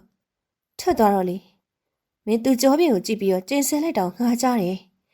ပြီးတော့မင်းကလည်းကိုကင်ပြီးတော့ပြောခဲ့တဲ့စကားကိုလည်းငါကြားတယ်ဒေါ်မြောက်ပိုင်ကကတင်ပေါ်မှာစီးရင်ကျူးစားလိုက်ပါတယ်တီတီကအလိုလေးယောက်ပဲပြေးထွက်သွားပြီးတော့တွဲကူပေးလိုက်တော့တယ်အမျိုးသမီးတို့ရဲ့ထိတွေ့မှုကရခင်ကလူနာနေသူနာပြုဆက်ဆက်ရေးမျိုးမဟုတ်တော့ပဲစစ်မြေပြင်တစ်ခုထဲမှာတော့တိုက်ပွဲဝင်နေတဲ့ရဲဘော်ရဲဘက်များရဲ့နှွေးထွေးမှုကိုစောင့်ကြည့်လာတော့တယ်တီတီငါတို့မှာဘုံရန်သူတယောက်တည်းရှိတယ်ဒေါ်မြောက်ပိုင်ကတီတီရဲ့ပခုံးကိုတင်းကျပ်စွာဆုပ်ကင်ထားရင်ပြောလာပါတယ်သူကငါစီကပိုင်ဆိုင်မှုတွေကိုလိုချင်နေတာအခုငါ့ကိုအဆုံးစီမှုအတွက်မင်းကိုလက်နဲ့အဖြစ်သုံးလိုက်မယ်မင်းကိုသူတစ်ခုခိုင်းထားတယ်မလားတီတီမျက်လုံးများဝိုင်းဆက်သွားပါတယ်ဦးမမောင်ရဲ့ဆက်တဲ့အစီအစဉ်ကိုဒေါ်မြောက်ပိုင်ကြိုတင်ခံမမိနေသည်မှာတော့အံ့ဩစရာပဲဟုတ်ပါတယ်အန်တီသူကျမကိုတီတီအသက်များတုံ့ရင်းနေတယ်အန်တီရဲ့စီးထဲမှာအစိတ်ခတ်ခိုင်းထားပါတယ်အခန်းထဲမှာတော့ခိတ္တများတိတ်ဆိတ်သွားတယ်ဒေါ်မြောက်ပိုင်ရဲ့မျက်နှာမှာတော့ကြောက်ရွံ့ခြင်းအရေးရောင်မတွေ့ရပဲအေးဆက်တဲ့အပြုံတစ်ခုပေါ်လာရင်ကောင်းပြီလေသူလိုချင်တာအစိတ်ဆိုရင်တော့သူလိုချင်တဲ့အစိတ်ကိုငါတို့ပေးကြတာပေါ့ဒေါ်မြောက်ပိုင်ကတီတီရဲ့လက်ဝါးနှစ်ဖက်ကိုဆွဲယူပြီးတော့သူမရဲ့ရင်ဘတ်ပေါ်သို့တင်ပေးလိုက်ပါတယ်ငါ့ကိုကူညီပါတီတီငါတို့နှစ်ယောက်ပေါင်းပြီးတော့ဒီမိစ္ဆာကောင်အဆုံးသတ်ကြမယ်မင်းမလည်းသူ့ကိုလက်စားချေစရာအကြောင်းရင်းရှိတယ်မလားတီတီကဒေါ်မြောက်ပိုင်ရဲ့မျက်လုံးများကိုစိုက်ကြည့်နေခေါင်းညှိလိုက်ပါတယ်သူမရဲ့နေမှာတော့ဖုံးကွယ်ထားတဲ့မိခင်ဖြစ်သူဒေါ်တောင်းရဲ့ပုံရိပ်ဆင်းရဲဒုက္ခများနဲ့ဖခင်ရင်ဖြစ်သူရဲ့ဆက်မှုများကိုပြန်မြင်ရောက်လာတယ်ရှိပါတယ်အန်တီကျမမှသူ့ကိုတတ်ချင်လောက်တဲ့အထိခိုင်လုံတဲ့အကြောင်းရင်းတွေရှိပါတယ်ကျမတို့အတူတူတိုက်ခိုက်ကြတာပေါ့အဲ့ဒီခိုက်တံမှာတော့အခန်းငယ်လေးအတွင်မှာတော့ရွဝတ်တဲ့မဟာမိတ်တပ်ဖွဲ့တစ်ခုဖွဲ့စည်းလိုက်ပါပြီအနိုင်ကျင့်ခံရသူအမျိုးသမီးတို့မဟုတ်တော့ပဲဂလက်စာရဲ့ဓာတ်သွားကိုသွေးဆွရံပြင်ဆင်နေတဲ့မုံဆွေးတို့အဖြစ်ကိုပြောင်းလဲသွားကြပါပြီဒါဆိုရင်ငါတို့အစီအစဉ်တွေဆွဲရအောင်ဒေါ်မြောက်ပိုင်ကတူတူလေးပြောလာပါတယ်ဗရိမောက်မဝင်လာတဲ့လီဘီကအေးမြနေပေမဲ့သူတို့လူရဲ့ရှင်ထဲမှာတော့လောင်မြတ်နေတဲ့မီးတောက်များနဲ့ပူလောင်လေးရဲ့ရှိလီတော့တယ်ပြောစမ်းပါသည်ဒေါ်မြောက်ပိုင်ရဲ့အတန်ကတူးပေမဲ့အမိတ်ဆန်တဲ့ဩဇာအပြစ်ပါဝင်နေပါတယ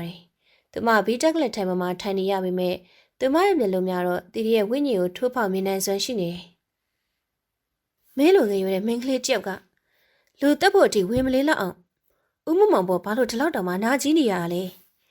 ငွေကြေးတက်တက်ကြောင်တော့မဟုတ်ဘူးဆိုတော့ငါရဲ့အာယုံစစ်တမကသိနေတယ်တီတီကထော်မြောက်ပိုင်ကိုမကြည့်ရဲဘဲနဲ့ခေါင်းငုတ်ထားမိပါတယ်သူမရဲ့လက်ချောင်းလေးများကစကားအနာဆောက်တင်းကျပ်စွာဆုပ်ကင်ထားတာကြောင့်လက်သေးကိုများဖြူပဖြူရောဖြစ်နေတယ်နှလုံးခုန်တန်းကရှင်မတွေကဖောက်ထွက်မတာဆူညံနေပါတယ်ဒီအမှန်တရားကိုဖွင့်ပြောလိုက်ရင်တော့ဒေါ်မြောက်ပိုင်ကသူမကိုလက်ခံပါမလားဒါမှမဟုတ်ခင်ပွန်းတဲ့ရဲ့အမြောင်မယားမှာမွေးလာတဲ့သွေးနှောဟုဆိုပြီးတော့ရိုရှာမုန်းတီးသွားမလားဆိုတဲ့အတွေ့ကသူမကိုချောက်လက်နေပါတယ်ဒါမဲ့အခုအချိန်မှာတော့နောက်ပြန်လဲပြီးတော့မရတော့တဲ့လမ်းဆုံးဖြစ်နေပါပြီကျမလေးတီတီရဲ့အတန်ကလေချောင်းဝမှာတိတ်ဆိတ်နေပါတယ်သူမအသေးပြေးပြေးတစ်ချက်ရှူလိုက်ပြီးနောက်မေကွန်းထုတ်နေတဲ့ဒေါ်မြောက်ပိုင်ရဲ့မျက်လုံးများရဲရဲဝံ့မော့ကြည့်လိုက်တယ်ကျမသူနာပြုတ်ကြောင်မဟုတ်သလိုဒီအိမ်ကိုရောက်လာတာလေပတ်စံလိုချင်လို့မဟုတ်ပါဘူးအန်တီတီတီကအိပ်ရပေးစပွဲရှိရှိဦးမမောင်ရဲ့တက်ပုံပေါင်ကိုလမ်းကြည့်လိုက်ပါတယ်တက်ပုံပေါင်ထဲမှာတော့ပြုံးနေတဲ့ဦးမမောင်ရဲ့မျက်နှာထားမှာတော့သူမအတွက်မုန်းတီးပွေရအတိပဲလွန်ခဲ့တဲ့နှစ်20လောက်ကအမျိုးသမီးတယောက်ကိုရဲရဲစစ်စစ်ကိုဝင်နဲ့လမ်းမေးဆွပြုတ်ခဲ့တဲ့အဖြစ်ပြက်ကိုအန်တီမဲမိမလားတော့မသိဘူးနော်အဲ့အမျိုးသမီးကကျမရဲ့အမိပါဒေါ်မြပိုင်ရဲ့မျက်ခုံးများတွန့်ချိုးသွားပါတယ် ဦးမမောင်ရဲ့ရှုပ်ထွေးပွေနေတဲ့ဇလန်းမြောက်ကိုသူမကောင်းကောင်းသိတယ်။ဒါမဲ့ဒေါ်တောင်းဆိုတဲ့နှမျိုးတော့သူမရေရမချဘူးပဲ။တီတီရဲ့မြုံဝင်အိမ်မှာမျက်ရည်များစီးကျလာပေမဲ့သူမရဲ့အတန်မှာတော့တည်ငြိမ်ခိုင်မာလာတယ်။အေးဒေါ်တောင်းဆိုတာကျမအမိပါအန်တီရဲ့။ပြီးတော့ကျမလေး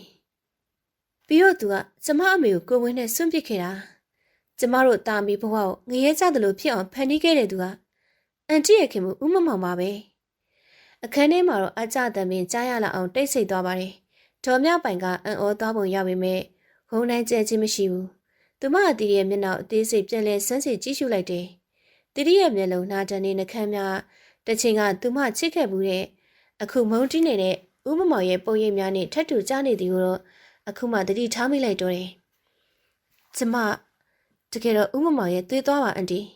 ။တီရီယာစကားကိုခက်ခက်ခက်ခဲပြောပြီးရဲ့နောက်ခေါင်းငုပ်ပြီးတော့အဖြူကိုစောင့်မျှော်နေလိုက်တယ်။ဒေါ်မြပိုင်ရဲ့လက်ကတီရီရဲ့လက်ဖမိုးပေါ်သို့ဖြင်းချင်းစွာကြားရောက်လာတယ်။အဲ့ဒီအထီတွေကအေးဆက်မနေပါဘူး။ထူးဆန်းပြီးတော့နှွေးထွေးနေပါတယ်။ကံကြမ္မာတကယ်ပဲစမ်းကြတာပဲတီ။ဒေါ်မြပိုင်ကတပြင်းချိုင်နဲ့ဆူလာတယ်။သူကသူ့သွေးသားအမိုက်လိုသဘောထားပြီးတော့စွန့်ပစ်ခဲ့တယ်။အခုတော့အဲ့ဒီသွေးသားပဲသူ့အတွက်တင်မင်းတပံဖြစ်လာခဲ့ပြီပေါ့။ဒေါ်မြပိုင်ရဲ့စကားမှာတော့အပြစ်တင်ခြင်းမပါဝင်မဲ့နားလည်မှုနဲ့စာနာမှုတို့သာလွှမ်းမိုးနေပါတယ်။သူမတီတီရဲ့လက်ကိုခက်တင်းတင်းဆုပ်ကန်လိုက်တယ်။ငါမင်းကိုမုန်းတီးမယ်လို့ထင်နေလား။မဟုတ်ဘူးတီတီ။မင်းမေခံစားရတဲ့ဒုက္ခတွေအတွက်ငါစိတ်မကောင်းပါဘူး။ဦးမမောင်ရဲ့ရှုံးမှမှုက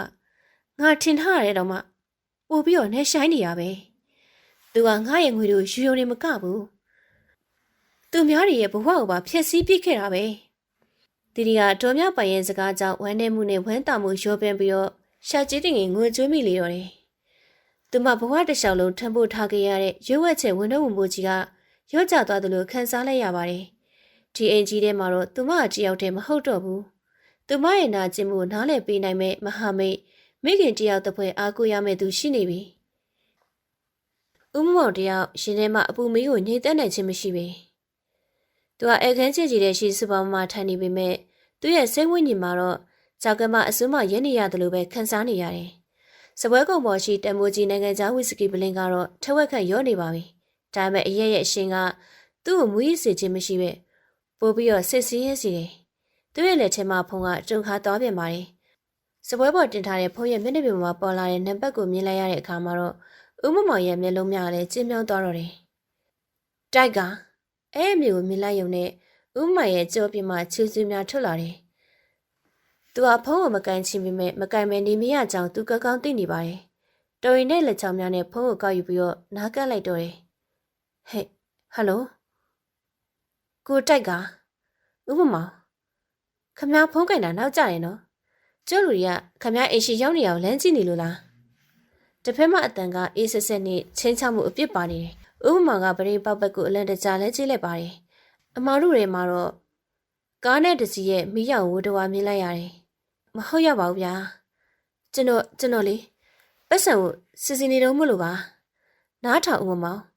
ခမရဲ့စီစီနေတဲ့ဆိုတဲ့စကားကြုတ်ကြားနေတာ3လရှိပြီဗျ။မနေ့ဖြန်နေ့လယ်7နာရီဒါနောက်ဆုံးပဲ။အဲ့ဒီအချိန်မှာအတူရောအင်ရော3,000မရောက်လာရင်တော့ခမရဲ့လက်ပတဲ့အင်ဂျီကိုမီးရှို့ပြရလိမ့်မယ်။ပြီးတော့ခမရဲ့ခြေထောက်တစ်ဖက်ကိုပါကျုပ်တို့ယူသွားမယ်။ဒါမဲ့ဗျာ3,000ကချက်ချင်းကြီးဒါကျုပ်လို့မဟုတ်ဘူးလေမနေ့ဖြန်နေ့လေ12နာရီပဲဖုန်းလိုင်းကပြတ်တောက်သွားပါတယ်ဦးမမောင်ကဖုန်းကိုစူပါဘော်သို့ဒေါသတကြီးပြစ်ပေါက်လိုက်တော့တယ်သူ့ဘဝမှာတော့ဘယ်တုန်းကမှအီးမြလောက်အောက်ကျနောက်ကျမဖြစ်ခဲ့ဘူးပါဘူးသူပါစီးပွားရေးလုပ်ငန်းရှင်ကြီးဦးမမောင်လူတိုင်းကသူ့ကိုလေးစားရသူဒါပေမဲ့အခုခါမှာတော့လောင်းကစားကျွေးများနဲ့စီးပွားရေးလက်ကွက်များမာယူမှုကြောင့်သူခွေးတကောင်လိုပဲအကန်ခံနေရတဲ့ဘဝကိုရောက်နေပါပြီသူထရမထားပြီးတော့အခန်းထဲမှာခောက်ထုတ်ခောက်ပြန်လန်းရှောင်နေမိတယ်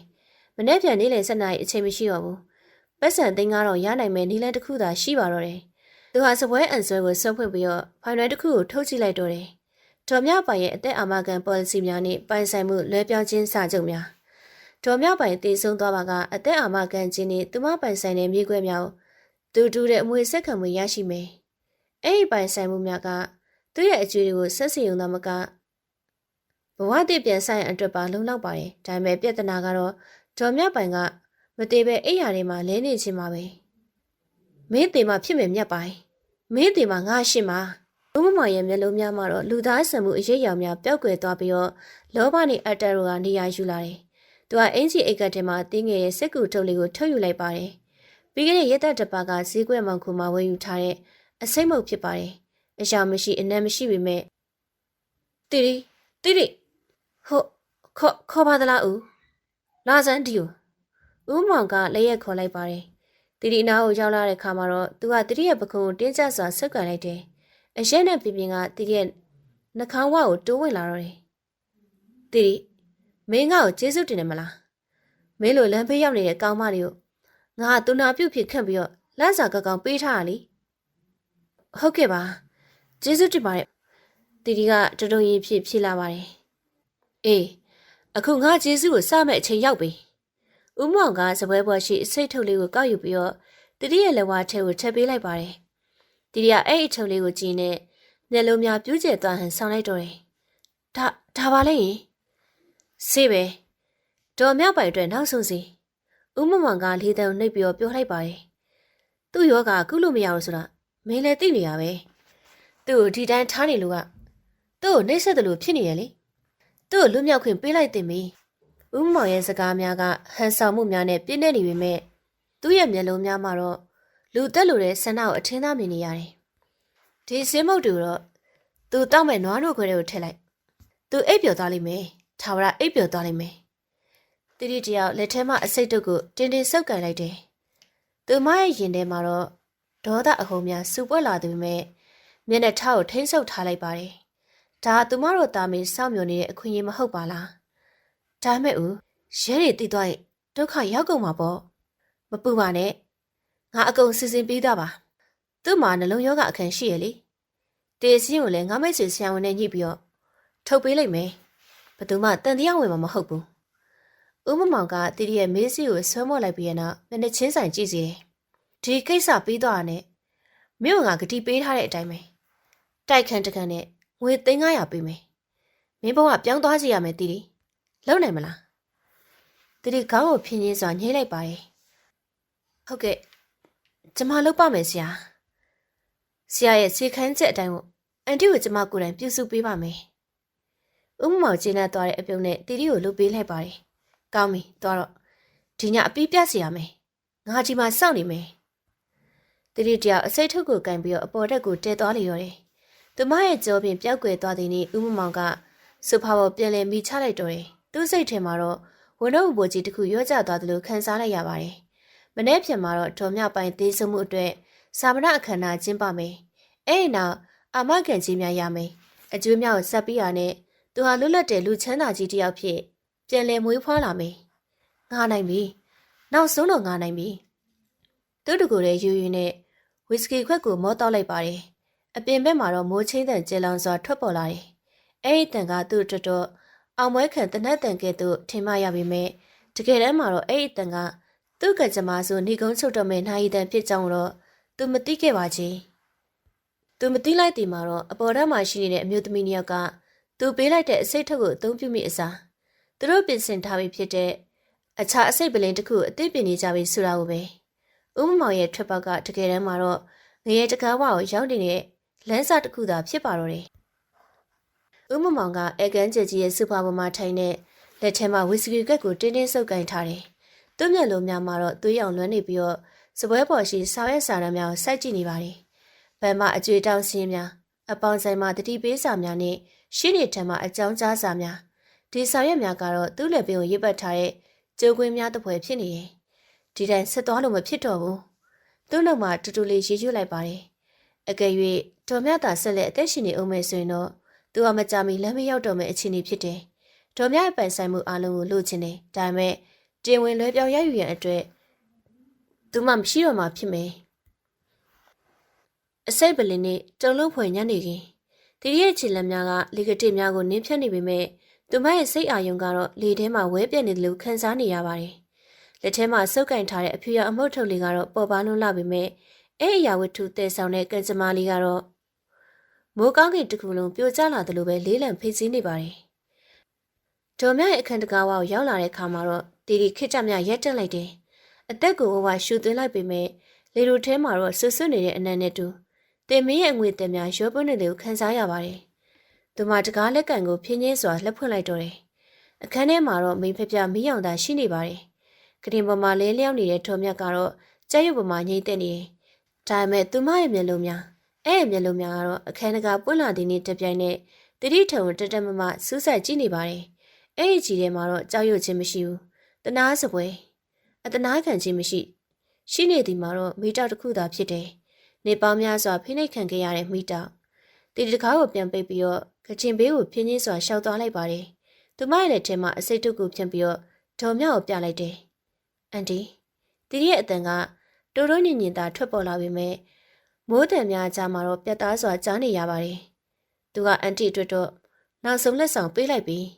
ဒေါ်မြောက်ရဲ့မျက်ဝန်းအိမ်များမှာတော့ကျင်းမြောင်းသွားတယ်။မျက်တောင်ဖြင်းချင်းစွာတစ်ချက်ခတ်ပြီးတော့ငါတိရဟုသောသဘောလား။ဒါပေမဲ့သူမရဲ့မျက်လုံးများမှာတော့ဘေးရှိစပွဲတွေနိုင်ရင်စီကိုရွေ့သွားပြီးတော့တီတီကိုပြန်ကြည့်တယ်။အချိန်တန်ပြီဟုအချက်ပြနေခြင်းပါပဲ။တီတီခေါင်းကိုငိမ့်လိုက်တယ်။သူမရဲ့နှခမ်းတောင်များမှာတော့ဝမ်းနေခြင်းနဲ့နာကြီးကြီးရုံးပွနေတဲ့အပြုံးတစ်ခုဖြစ်ပေါ်လာတယ်။တီတီတောင်ရေချိုးခန်းနဲ့ဝင်သွားပြီးတဲ့နောက်ရေပိုက်ကိုဖွင့်လိုက်တော့တယ်။ရေကျတန်တဘောကြားမှာတော့ဥမမောက်ပေးလိုက်တဲ့အစိတ်မုံများကိုဘေစင်ထဲကိုလောင်းထည့်လိုက်ပါတော့တယ်။ရေစင်းနဲ့တူဖြောင်းမှုများကဝဲကရဲ့ထပ်ပြီးတော့ပျောက်ကွယ်သွားကြပါတယ်။အဲ့နောက်သူမအိတ်ကထဲမှာတစုံတစ်ခုကိုထုတ်ယူလိုက်တယ်။သူမကိုယ်တိုင်ပြင်ဆင်လာတဲ့အရာတစ်ခုဒါမဲ့ဒါတော့အခုချက်ချင်းအသုံးမပြုသေးဘူး။အောက်ထအကံမကြီးရဲ့မှာတော့ဦးမမောင်ကစူဖာပေါ်မှာခြေပြစ်လက်ပြစ်ထိုင်နေတယ်။သူ့ရဲ့လက်ထဲမှာတော့ဝိုင်ခွက်တစ်ခွက်ကိုကင်ထားပြီးတော့ဝိုင်ဒီအောင်ရင်ကိုတော့အလေးရောင်နဲ့ထောင်ကျစ်နေပါတယ်။လာလိုက်တာသူ့တကူတဲ့ရေရွတ်နေတယ်။ဝိုင်အယောင်ကသွေးကဲ့သို့ရဲရင်နေပါတယ်။သူ့ရဲ့စိတ်ကူးထဲမှာတော့မနေ့ဖြစ်မှာဖြစ်ပေါ်လာမယ့်အခြေအနေများကိုပုံဖော်ကြည့်နေပါတယ်။ဒေါ်မြတည်ဆုံးကြောင်းသတင်းကြရင်တော့သူအကြီးကျယ်ငိုပြမိ။စာပနာအခမ်းအနားကိုခက်ခက်နနာလုပ်ပေးရမယ်။အဲ့နောက်မှာတော့ဒီအိမ်ကြီးခြံခွက်များနဲ့စိန်ရွှေရနာအားလုံးကသူ့လက်ထဲကိုတင်ဝင်ရောက်ရှိလာတော့မှဖြစ်တယ်။အကျွေးရှင်များရဲ့မျက်နှာကိုတော့ငွေတုပ်နဲ့ပြစ်ပေါက်နိုင်တော့မယ်။တီတီသူလေကားဘက်ကိုလမ်းလျှောက်မျှော်ကြည့်တယ်။တိတ်လိမ်မာတဲ့ကလေးမလေးနှုံအားလိုက်တာငါအတွက်သုံးချဖို့ဆိုတာတော့မှမသိရှာဘူး။သူ့စိတ်ထဲမှာတော့တီတီကိုလည်းအမွေရပြီးတဲ့နေ့တိတ်ဆိတ်ရှင်းထုတ်ပြရင်အတွက်အစီအစဉ်ရှိပြီးသားပါ။တတိအထောက်ထားဟုသမျှကိုသူချန်ထားမှာမဟုတ်ဘူး။လောလောဆယ်မှာတော့ဒီညကိုဖျက်ကျော်ရအောင်မယ်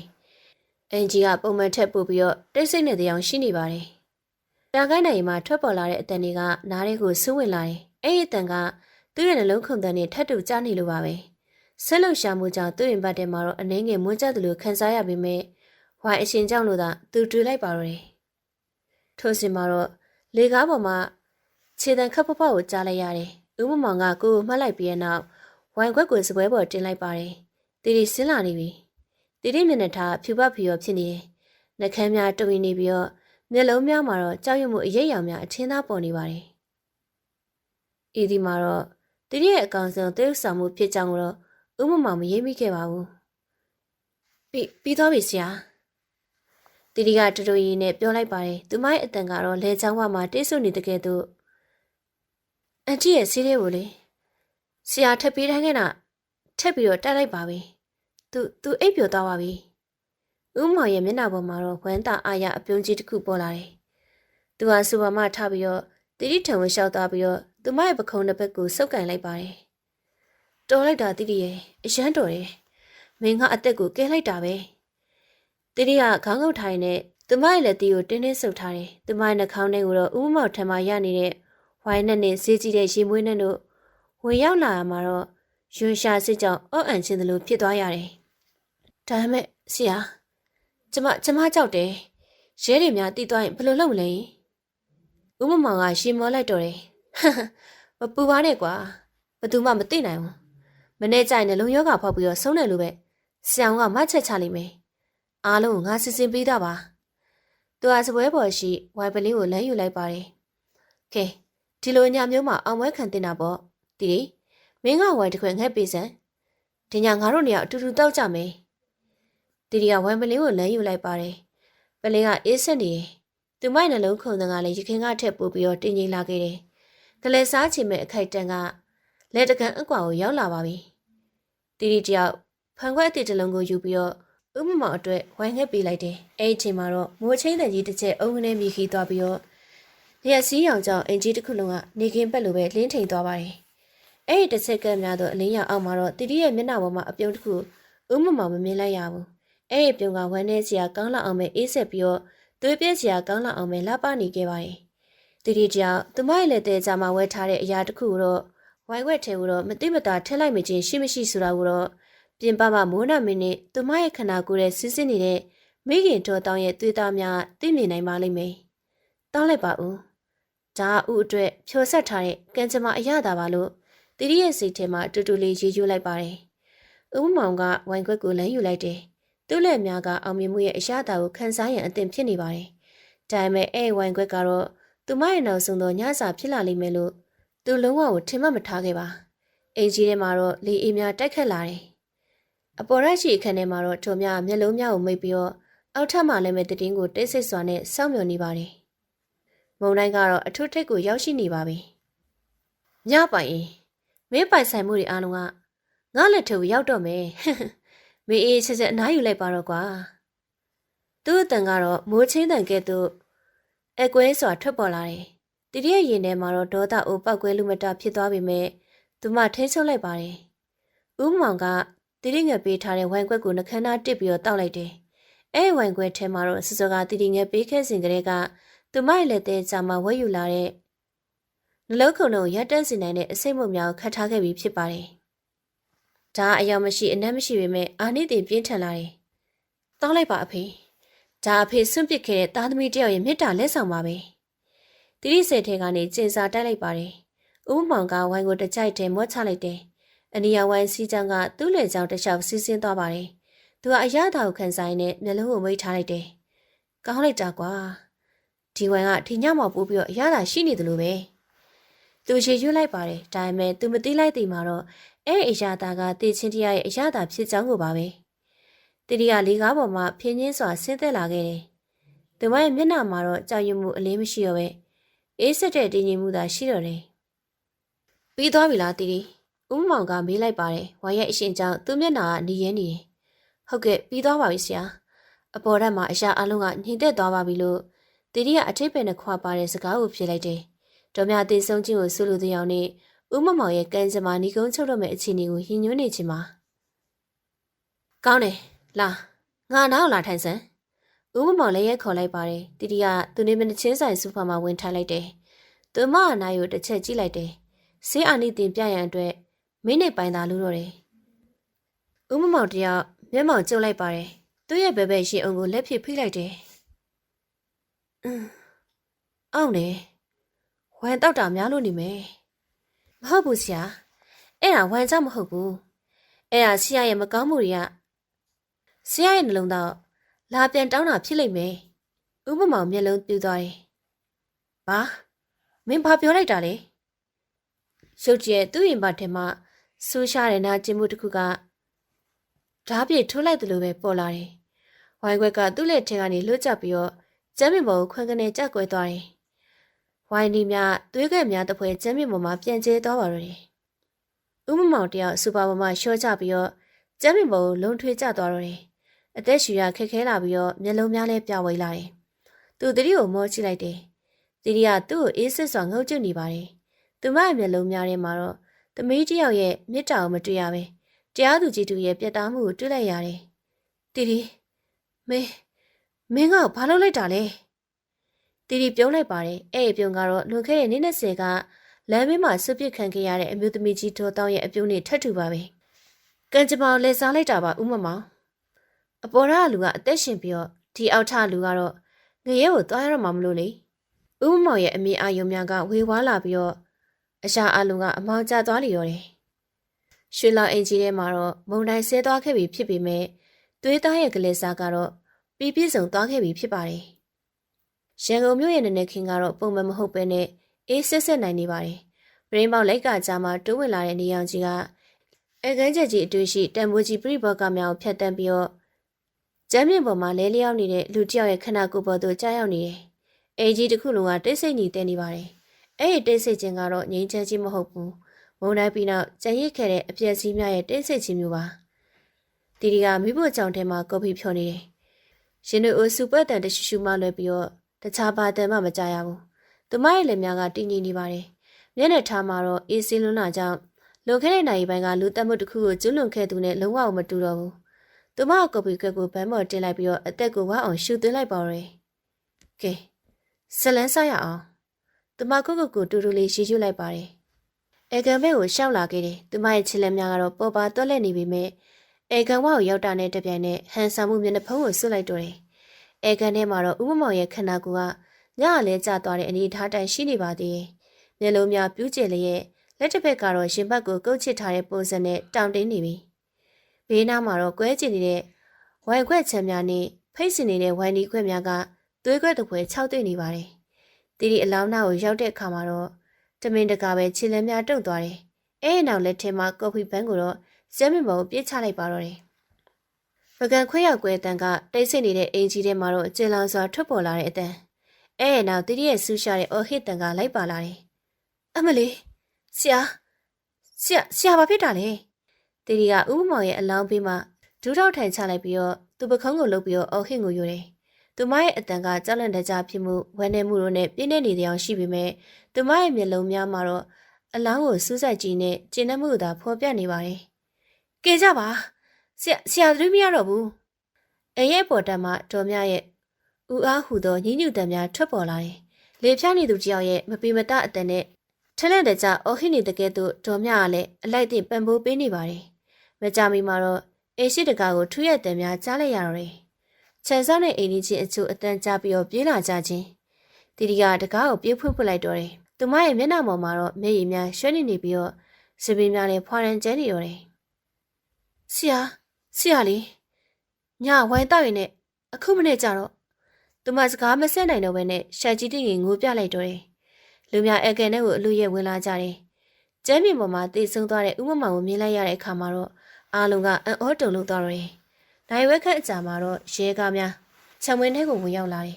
ရက်ွက်လူကြီးများနဲ့ရဲရရှိများအိမ်ထဲကိုရောက်လာကြပြီးတော့နေရာကိုပိတ်ဆို့စစ်ဆေးကြပါတယ်။စခန်းမှုဦးကျော်စွာကတော့ဥမမောင်ရဲ့အလောင်းကိုစစ်ဆေးကြည့်ရှုနေတယ်။ဥမမောင်ရဲ့မျက်နှာပြာနှမ်းနေပြီးတော့နှလုံးများပြူးကျနေတယ်။လက္ခဏာများအရာအသက်ရှူရကြပြီးတော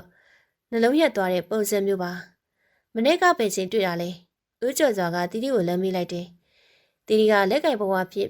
်မျက်ရည်တုံရင်နဲ့တရုံရီဖြစ်လိုက်ပါတယ်။မနေ့9 နာရီလောက်ပါဆရာ။သမီးကော်ဖီလာဖို့တော့ဦးလေးကိုဒီတန်းကြီးရဲ့တွေ့လိုက်ရတာပဲမနေ့ညရောသူဘာပြောသွားသေးလဲထူးခြားတာဘာရှိလဲတီတီကရှက်တန်ကိုထိန်နဲ့ကြိုတင်ပြင်ဆင်ထားတဲ့ဇန်ညုံအတိုင်းကိုပြောပြလိုက်ပါတယ်ဟိုလေမနေ့ညဆရာတော်တော်လေးကိုစိတ်ဖိစီးနေပုံရပါတယ်စီပါရဲ့အစင်မပြေတဲ့အကြောင်းတွေပြောပြီးတော့ဝါတွေအများကြီးကိုတောက်တယ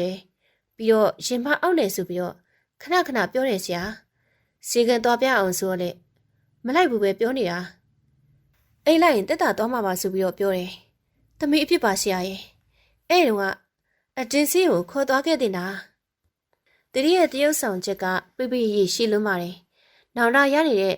တူမတယောက်ရဲ့ပုံစံကိုအကောင်းဆုံးတရုတ်ဖော်နေတယ်။ရဲရရှိကကျမ်းမြပေါ်ရှိကွဲနေတဲ့ဝိုင်းကွဲနဲ့ပလင်းကိုများကိုကြည့်လိုက်ပါတယ်။အဲ့နောက်ဥမမောင်ရဲ့ခန္ဓာကိုယ်အနေထားကိုပြန်ကြည့်တယ်။အတင်းအဓမ္မရုပ်ကန်ထားတဲ့လက္ခဏာမတွေ့ရဘူး။ပြင်ပတင်ရလည်းမရှိဘူး။တီတီပြောပြခြင်းအရရင်ပအောင်ခြင်းအရက်အလွန်ကျုံတောက်ခြင်းနဲ့စိတ်ဖိစုမှုများပေါင်းဆက်သွားပုံပါပဲနှလုံးရောဂါရုပ်တဲ့ဖောက်တာဖြစ်နိုင်တယ်ဆရာဝန်စစ်ဆေးချက်ယူရမယ်ဒါပေမဲ့ကနဦးတွေ့ရှိချက်အရတော့တန်တရားဖြစ်စရာမရှိပါဘူးဦးကျော်စွာကမတန်းစာအုပ်မှာရေးမိုင်နဲ့ပြောလိုက်ပါတယ်အဲ့ဒီအချိန်မှာတော့အပေါ်ဓာတ်မှာဘီတက်ကလေးထိုင်တွန်းတန်ကိုကြားလိုက်ရတယ်ရဲမေတူကဒေါ်မြတ်ကိုတွန်းလျက်ဆင်းလာပါတယ်ဒေါ်မြတ်ရဲ့မျက်နှာကဖြူပတ်ဖြူရောဖြစ်နေပြီးတော့မျက်လုံးများမှာတော့မျက်ရည်များဝဲနေပါတယ်သူမခင်မွန်းတဲ့ရဲ့အလောင်းကိုမြင်တဲ့အခါမှာတော့လက်ကိုတူတူရီမြောက်ပြီးတော့အားလို့အတန်ပြုတ်လိုက်တော့တယ်တော်စစ်သေးမှတော်တီတီကတော်မြအနာကိုပြေးသွားပြီးတော့ဖယ်ထားလိုက်ပါတယ်တော်မြတီတီကြောပြင်ကိုခပ်ပပပုတ်လိုက်တယ်အပြင်လူများအမြင်မှာတော့နေသိနေတဲ့အထင်ရပေမဲ့တကယ်တမ်းမှာတော့ဒါမဟာမိတ်တို့ကြားမှာအောင်ပွဲခံတဲ့အထီးတွေ့ဖြစ်ပါတယ်တော်မြရဲ့မျက်ဝန်းထဲမှာတော့ဝမ်းနေမှုအရေးရောင်လုံးဝမရှိဘူးနေပေါင်းများစွာဖီစင်းနေဆက်ခံခဲ့ရတဲ့လောင်အိမ်တကာပွင့်သွားတဲ့လွတ်လပ်မှုအရသာကိုသာတွေ့နေရတယ်။ရဲများနဲ့နာရီကူညီမှုအသင်းမလူများကဥမောင်ရဲ့အလောင်းကိုတဲထုတ်သွားကြပါတယ်။အလောင်းထက်ထားတဲ့အိတ်ကိုစစ်ဆွဲပိတ်လိုက်တဲ့အတန်ကတော့ တီတီနဲ့တော်များတို့အတွက်တော့ကဘာပေါ်မှာအသားရဆုံးဂီတတန်တစ်ခုဖြစ်နေပါတယ်။အဲကန်ထဲမှာလူချင်းသွားတဲ့အခါမှာတော့တီတီတကားကိုပိတ်လိုက်တယ်။အိမ်ကြီးထဲမှာတော့သူတို့နှစ်ယောက်တည်းကြံရစ်ခဲ့ပါတယ်။ပရင်းပေါက်မှဝင်လာတဲ့နေအောင်ကြီးကအခုခါမှာတော့ပုံမတောက်ပတဲ့အောင်ရှိနေတယ်။တီတီကတော်များရဲ့ရှိမှဒူးထောက်ထိုင်လိုက်တယ်။တော်များတီတီရဲ့မျက်နှာကိုလက်ဖြစ်ကန်ပြီးတော့မျက်ရည်စားများကိုတုပ်ပေးလိုက်ပါတယ်။အဲနောက်သူမရဲ့နှကမ်းများလှုပ်ရှားလာတယ်။ဒီတစ်ချိန်မှာတော့ဟန်ဆောင်နေကြလေဖြတ်တယ်မဟုတ်တော့ဘဲနဲ့ပြပြပြတ်သားတဲ့စကားတန်တစ်ခုထွက်ပေါ်လာတယ်။ကျေးဇူးတင်ပါတယ်သမီးရဲ့အမေအတွက်ကလေးစားချပြီလို့တီတီကပြောလိုက်ပါတယ်။အဲ့အပြုံကတော့နာကြီးမှုများကင်းစင်သွားတဲ့အပြုံပါ။ဒါကအမေတော်တောင်းတဲ့အတွင်မဟုတ်ပါဘူး။ဒီအင်ကြီးထဲမှာငိုကြွေးခဲ့ရတဲ့မိမသားအားလုံးအတွက်ပါအန်တီ။အင်ကြီးရဲ့နေရင်ပေါ်မှာချိတ်ဆွဲထားတဲ့ဦးမောင်ရဲ့ဓာတ်ပုံကြီးကတော့အသက်မဲစွာနဲ့သူတို့နှစ်ဦးကိုငေးကြည့်နေတယ်လို့ရှိရဲ့။ဒါပေမဲ့အဲ့ဒီဓာတ်ပုံပိုင်ရှင်အာနာဇက်ကတော့ဒီကနေ့နဲ့ခင်မှာတော့အပြီးတိုင်ခြုံငိမ့်သွားခဲ့ပါပြီ။သွေးသားရဲ့ကလေးစားပြီးပြည့်စုံသွားခဲ့ပြီ။အခုချိန်မှစားလို့ဒီအင်ကြီးကတော့မုံတိုင်းကင်းစင်တဲ့နားခွေရတစ်ခုဖြစ်လာတော့မယ်။ဆေးရုံကြီးရဲ့ရင်ခွဲရုံရှိရှိစင်းချက်လမ်းမကြီးကအာကြတန်ကိုပဲမကြားရလောက်အောင်ပဲတိတ်ဆိတ်နေနေပါတယ်။လေလူထဲမှာတော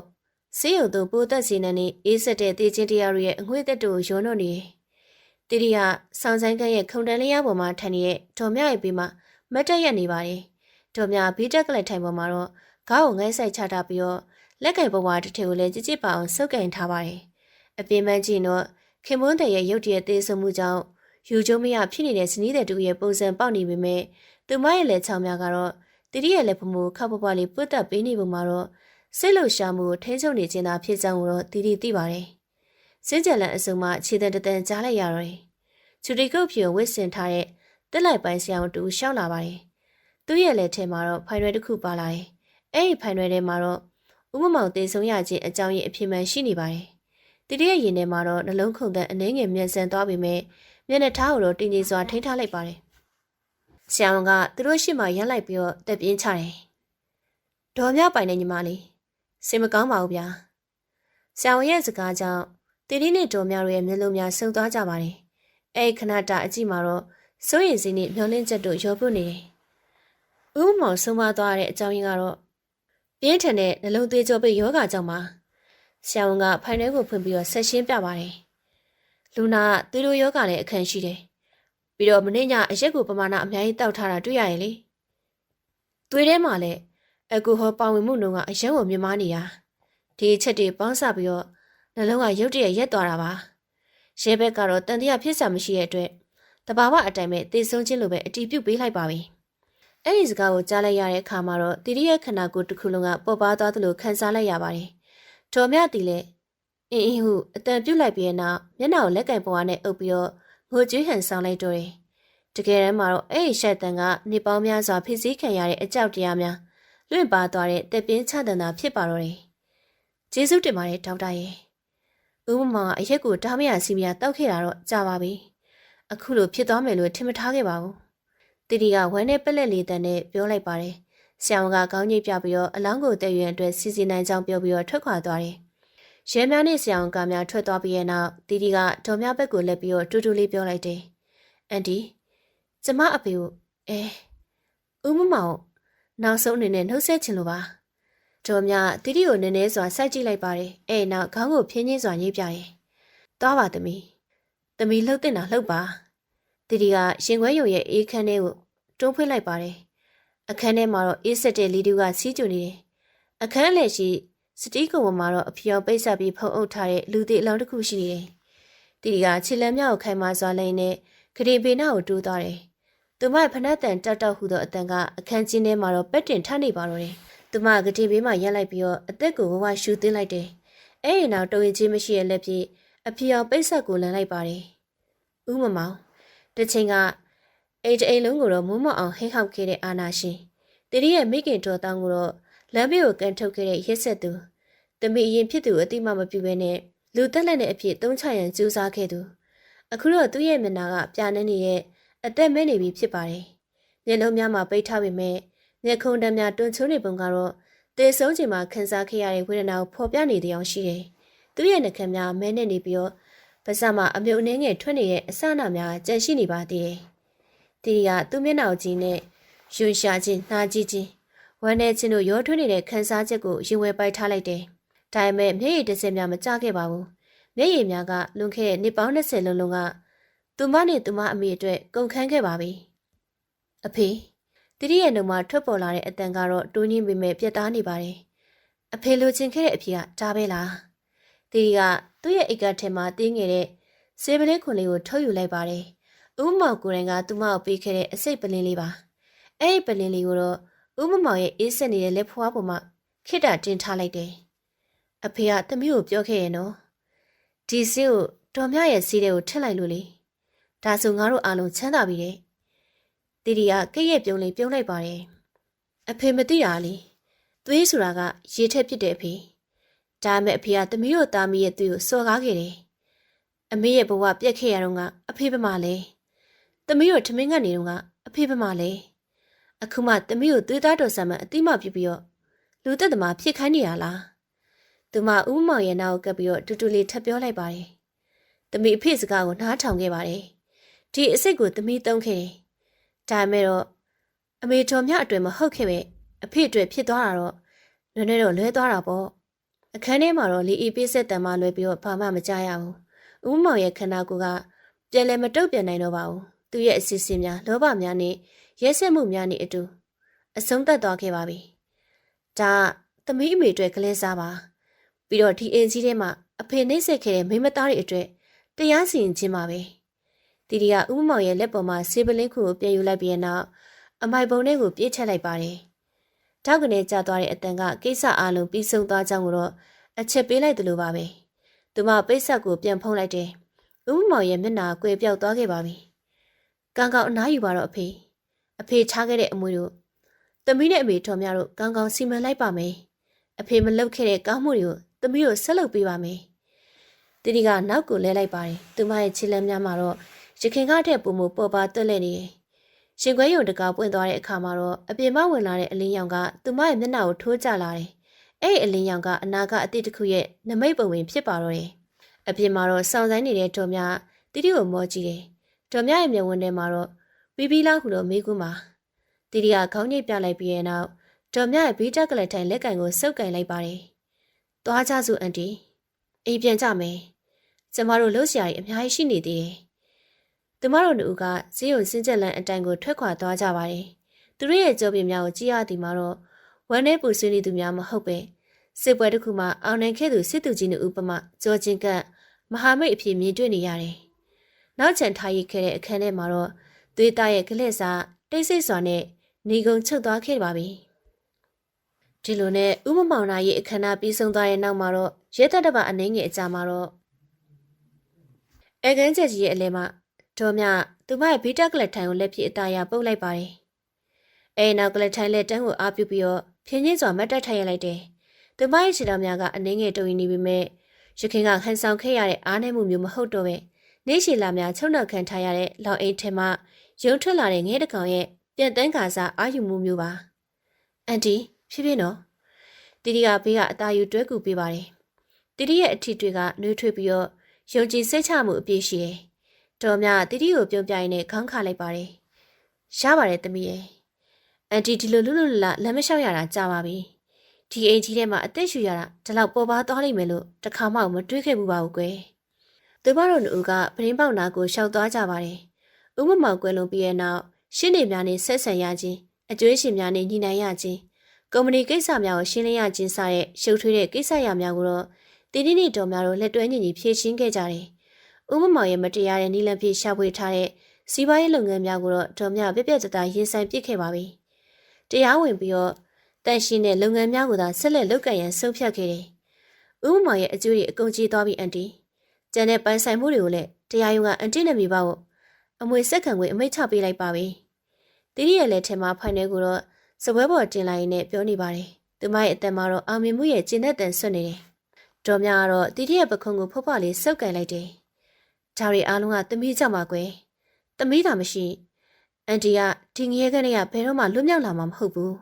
။သမီးရဲ့အမေခန်းစားခဲ့ရတဲ့ဒုက္ခတွေအတွက်ဒီပိုင်ဆိုင်မှုတွေကရော်ကြီးတစ်ခုဖြစ်တဲ့နေ။တီတီရဲ့မျက်ဝန်းများမှာတော့မျက်ရည်စများဝေးတီးလာပါတယ်။မိခင်ဖြစ်သူရဲ့ပုံရိပ်ကိုသူမမြင်အောင်လာတယ်။လမ်းဘေးမှာစီရောင်ရည်နဲ့လူတကာရဲ့ နေချမှုကိုခံရင်းနဲ့ညရောက်တိုင်းမှာတော့တိတ်တဆိတ်ငိုကြွေးခဲ့ရတဲ့မိခင်ထိုမိခင်ရဲ့နာကြီးချက်များအခုခါမှာတော့အရာထင်ခဲ့ပါပြီ။ဒါပေမဲ့အဲ့ဒီနာကြီးချက်ကအမုန်းတရားအဖြစ်ကြားဖြစ်ရုပ်ကြွေးဖြစ်ကြံရစ်မနေပဲဒေါ်မြနဲ့တီတို့ရဲ့လက်ထဲမှာတော့အလင်းရောင်တစ်ခုဖြစ်ပြောင်းလဲသွားခဲ့ပါပြီ။သမီးအန်တီတို့စီစဉ်ထားတဲ့ကိစ္စကိုစားလိုက်ကြမလား။ဒေါ်မြရဲ့မိကွန်းကိုတော့တီတီကခေါင်းညိတ်ထောက်ခံလိုက်ပါတယ်။ဒီလိုနဲ့6လခန့်ကြာတဲ့အခါမှာတော့ရန်ကုန်မြို့ဆိုရှိခြံဝင်းကျက်ကြီးတစ်ခုမှာတော့စိုင်းဘုတ်တစ်ခုကိုတင်နေကြတယ်။စိုင်းဘုတ်ပေါ်မှာတော့ရွှေရောင်စလုံးကြီးများနဲ့ဒေါ်တာအမျိုးသမီးများနားခွေရနဲ့အသက်မဝင်ကြောင်တင်းတန်းကြောင်ဟုရေးထိုးထားတယ်။ဖွင့်ပွဲနေ့မှာတော့ဧည့်သည်များစီကားနေပါတယ်။ဒေါ်မြ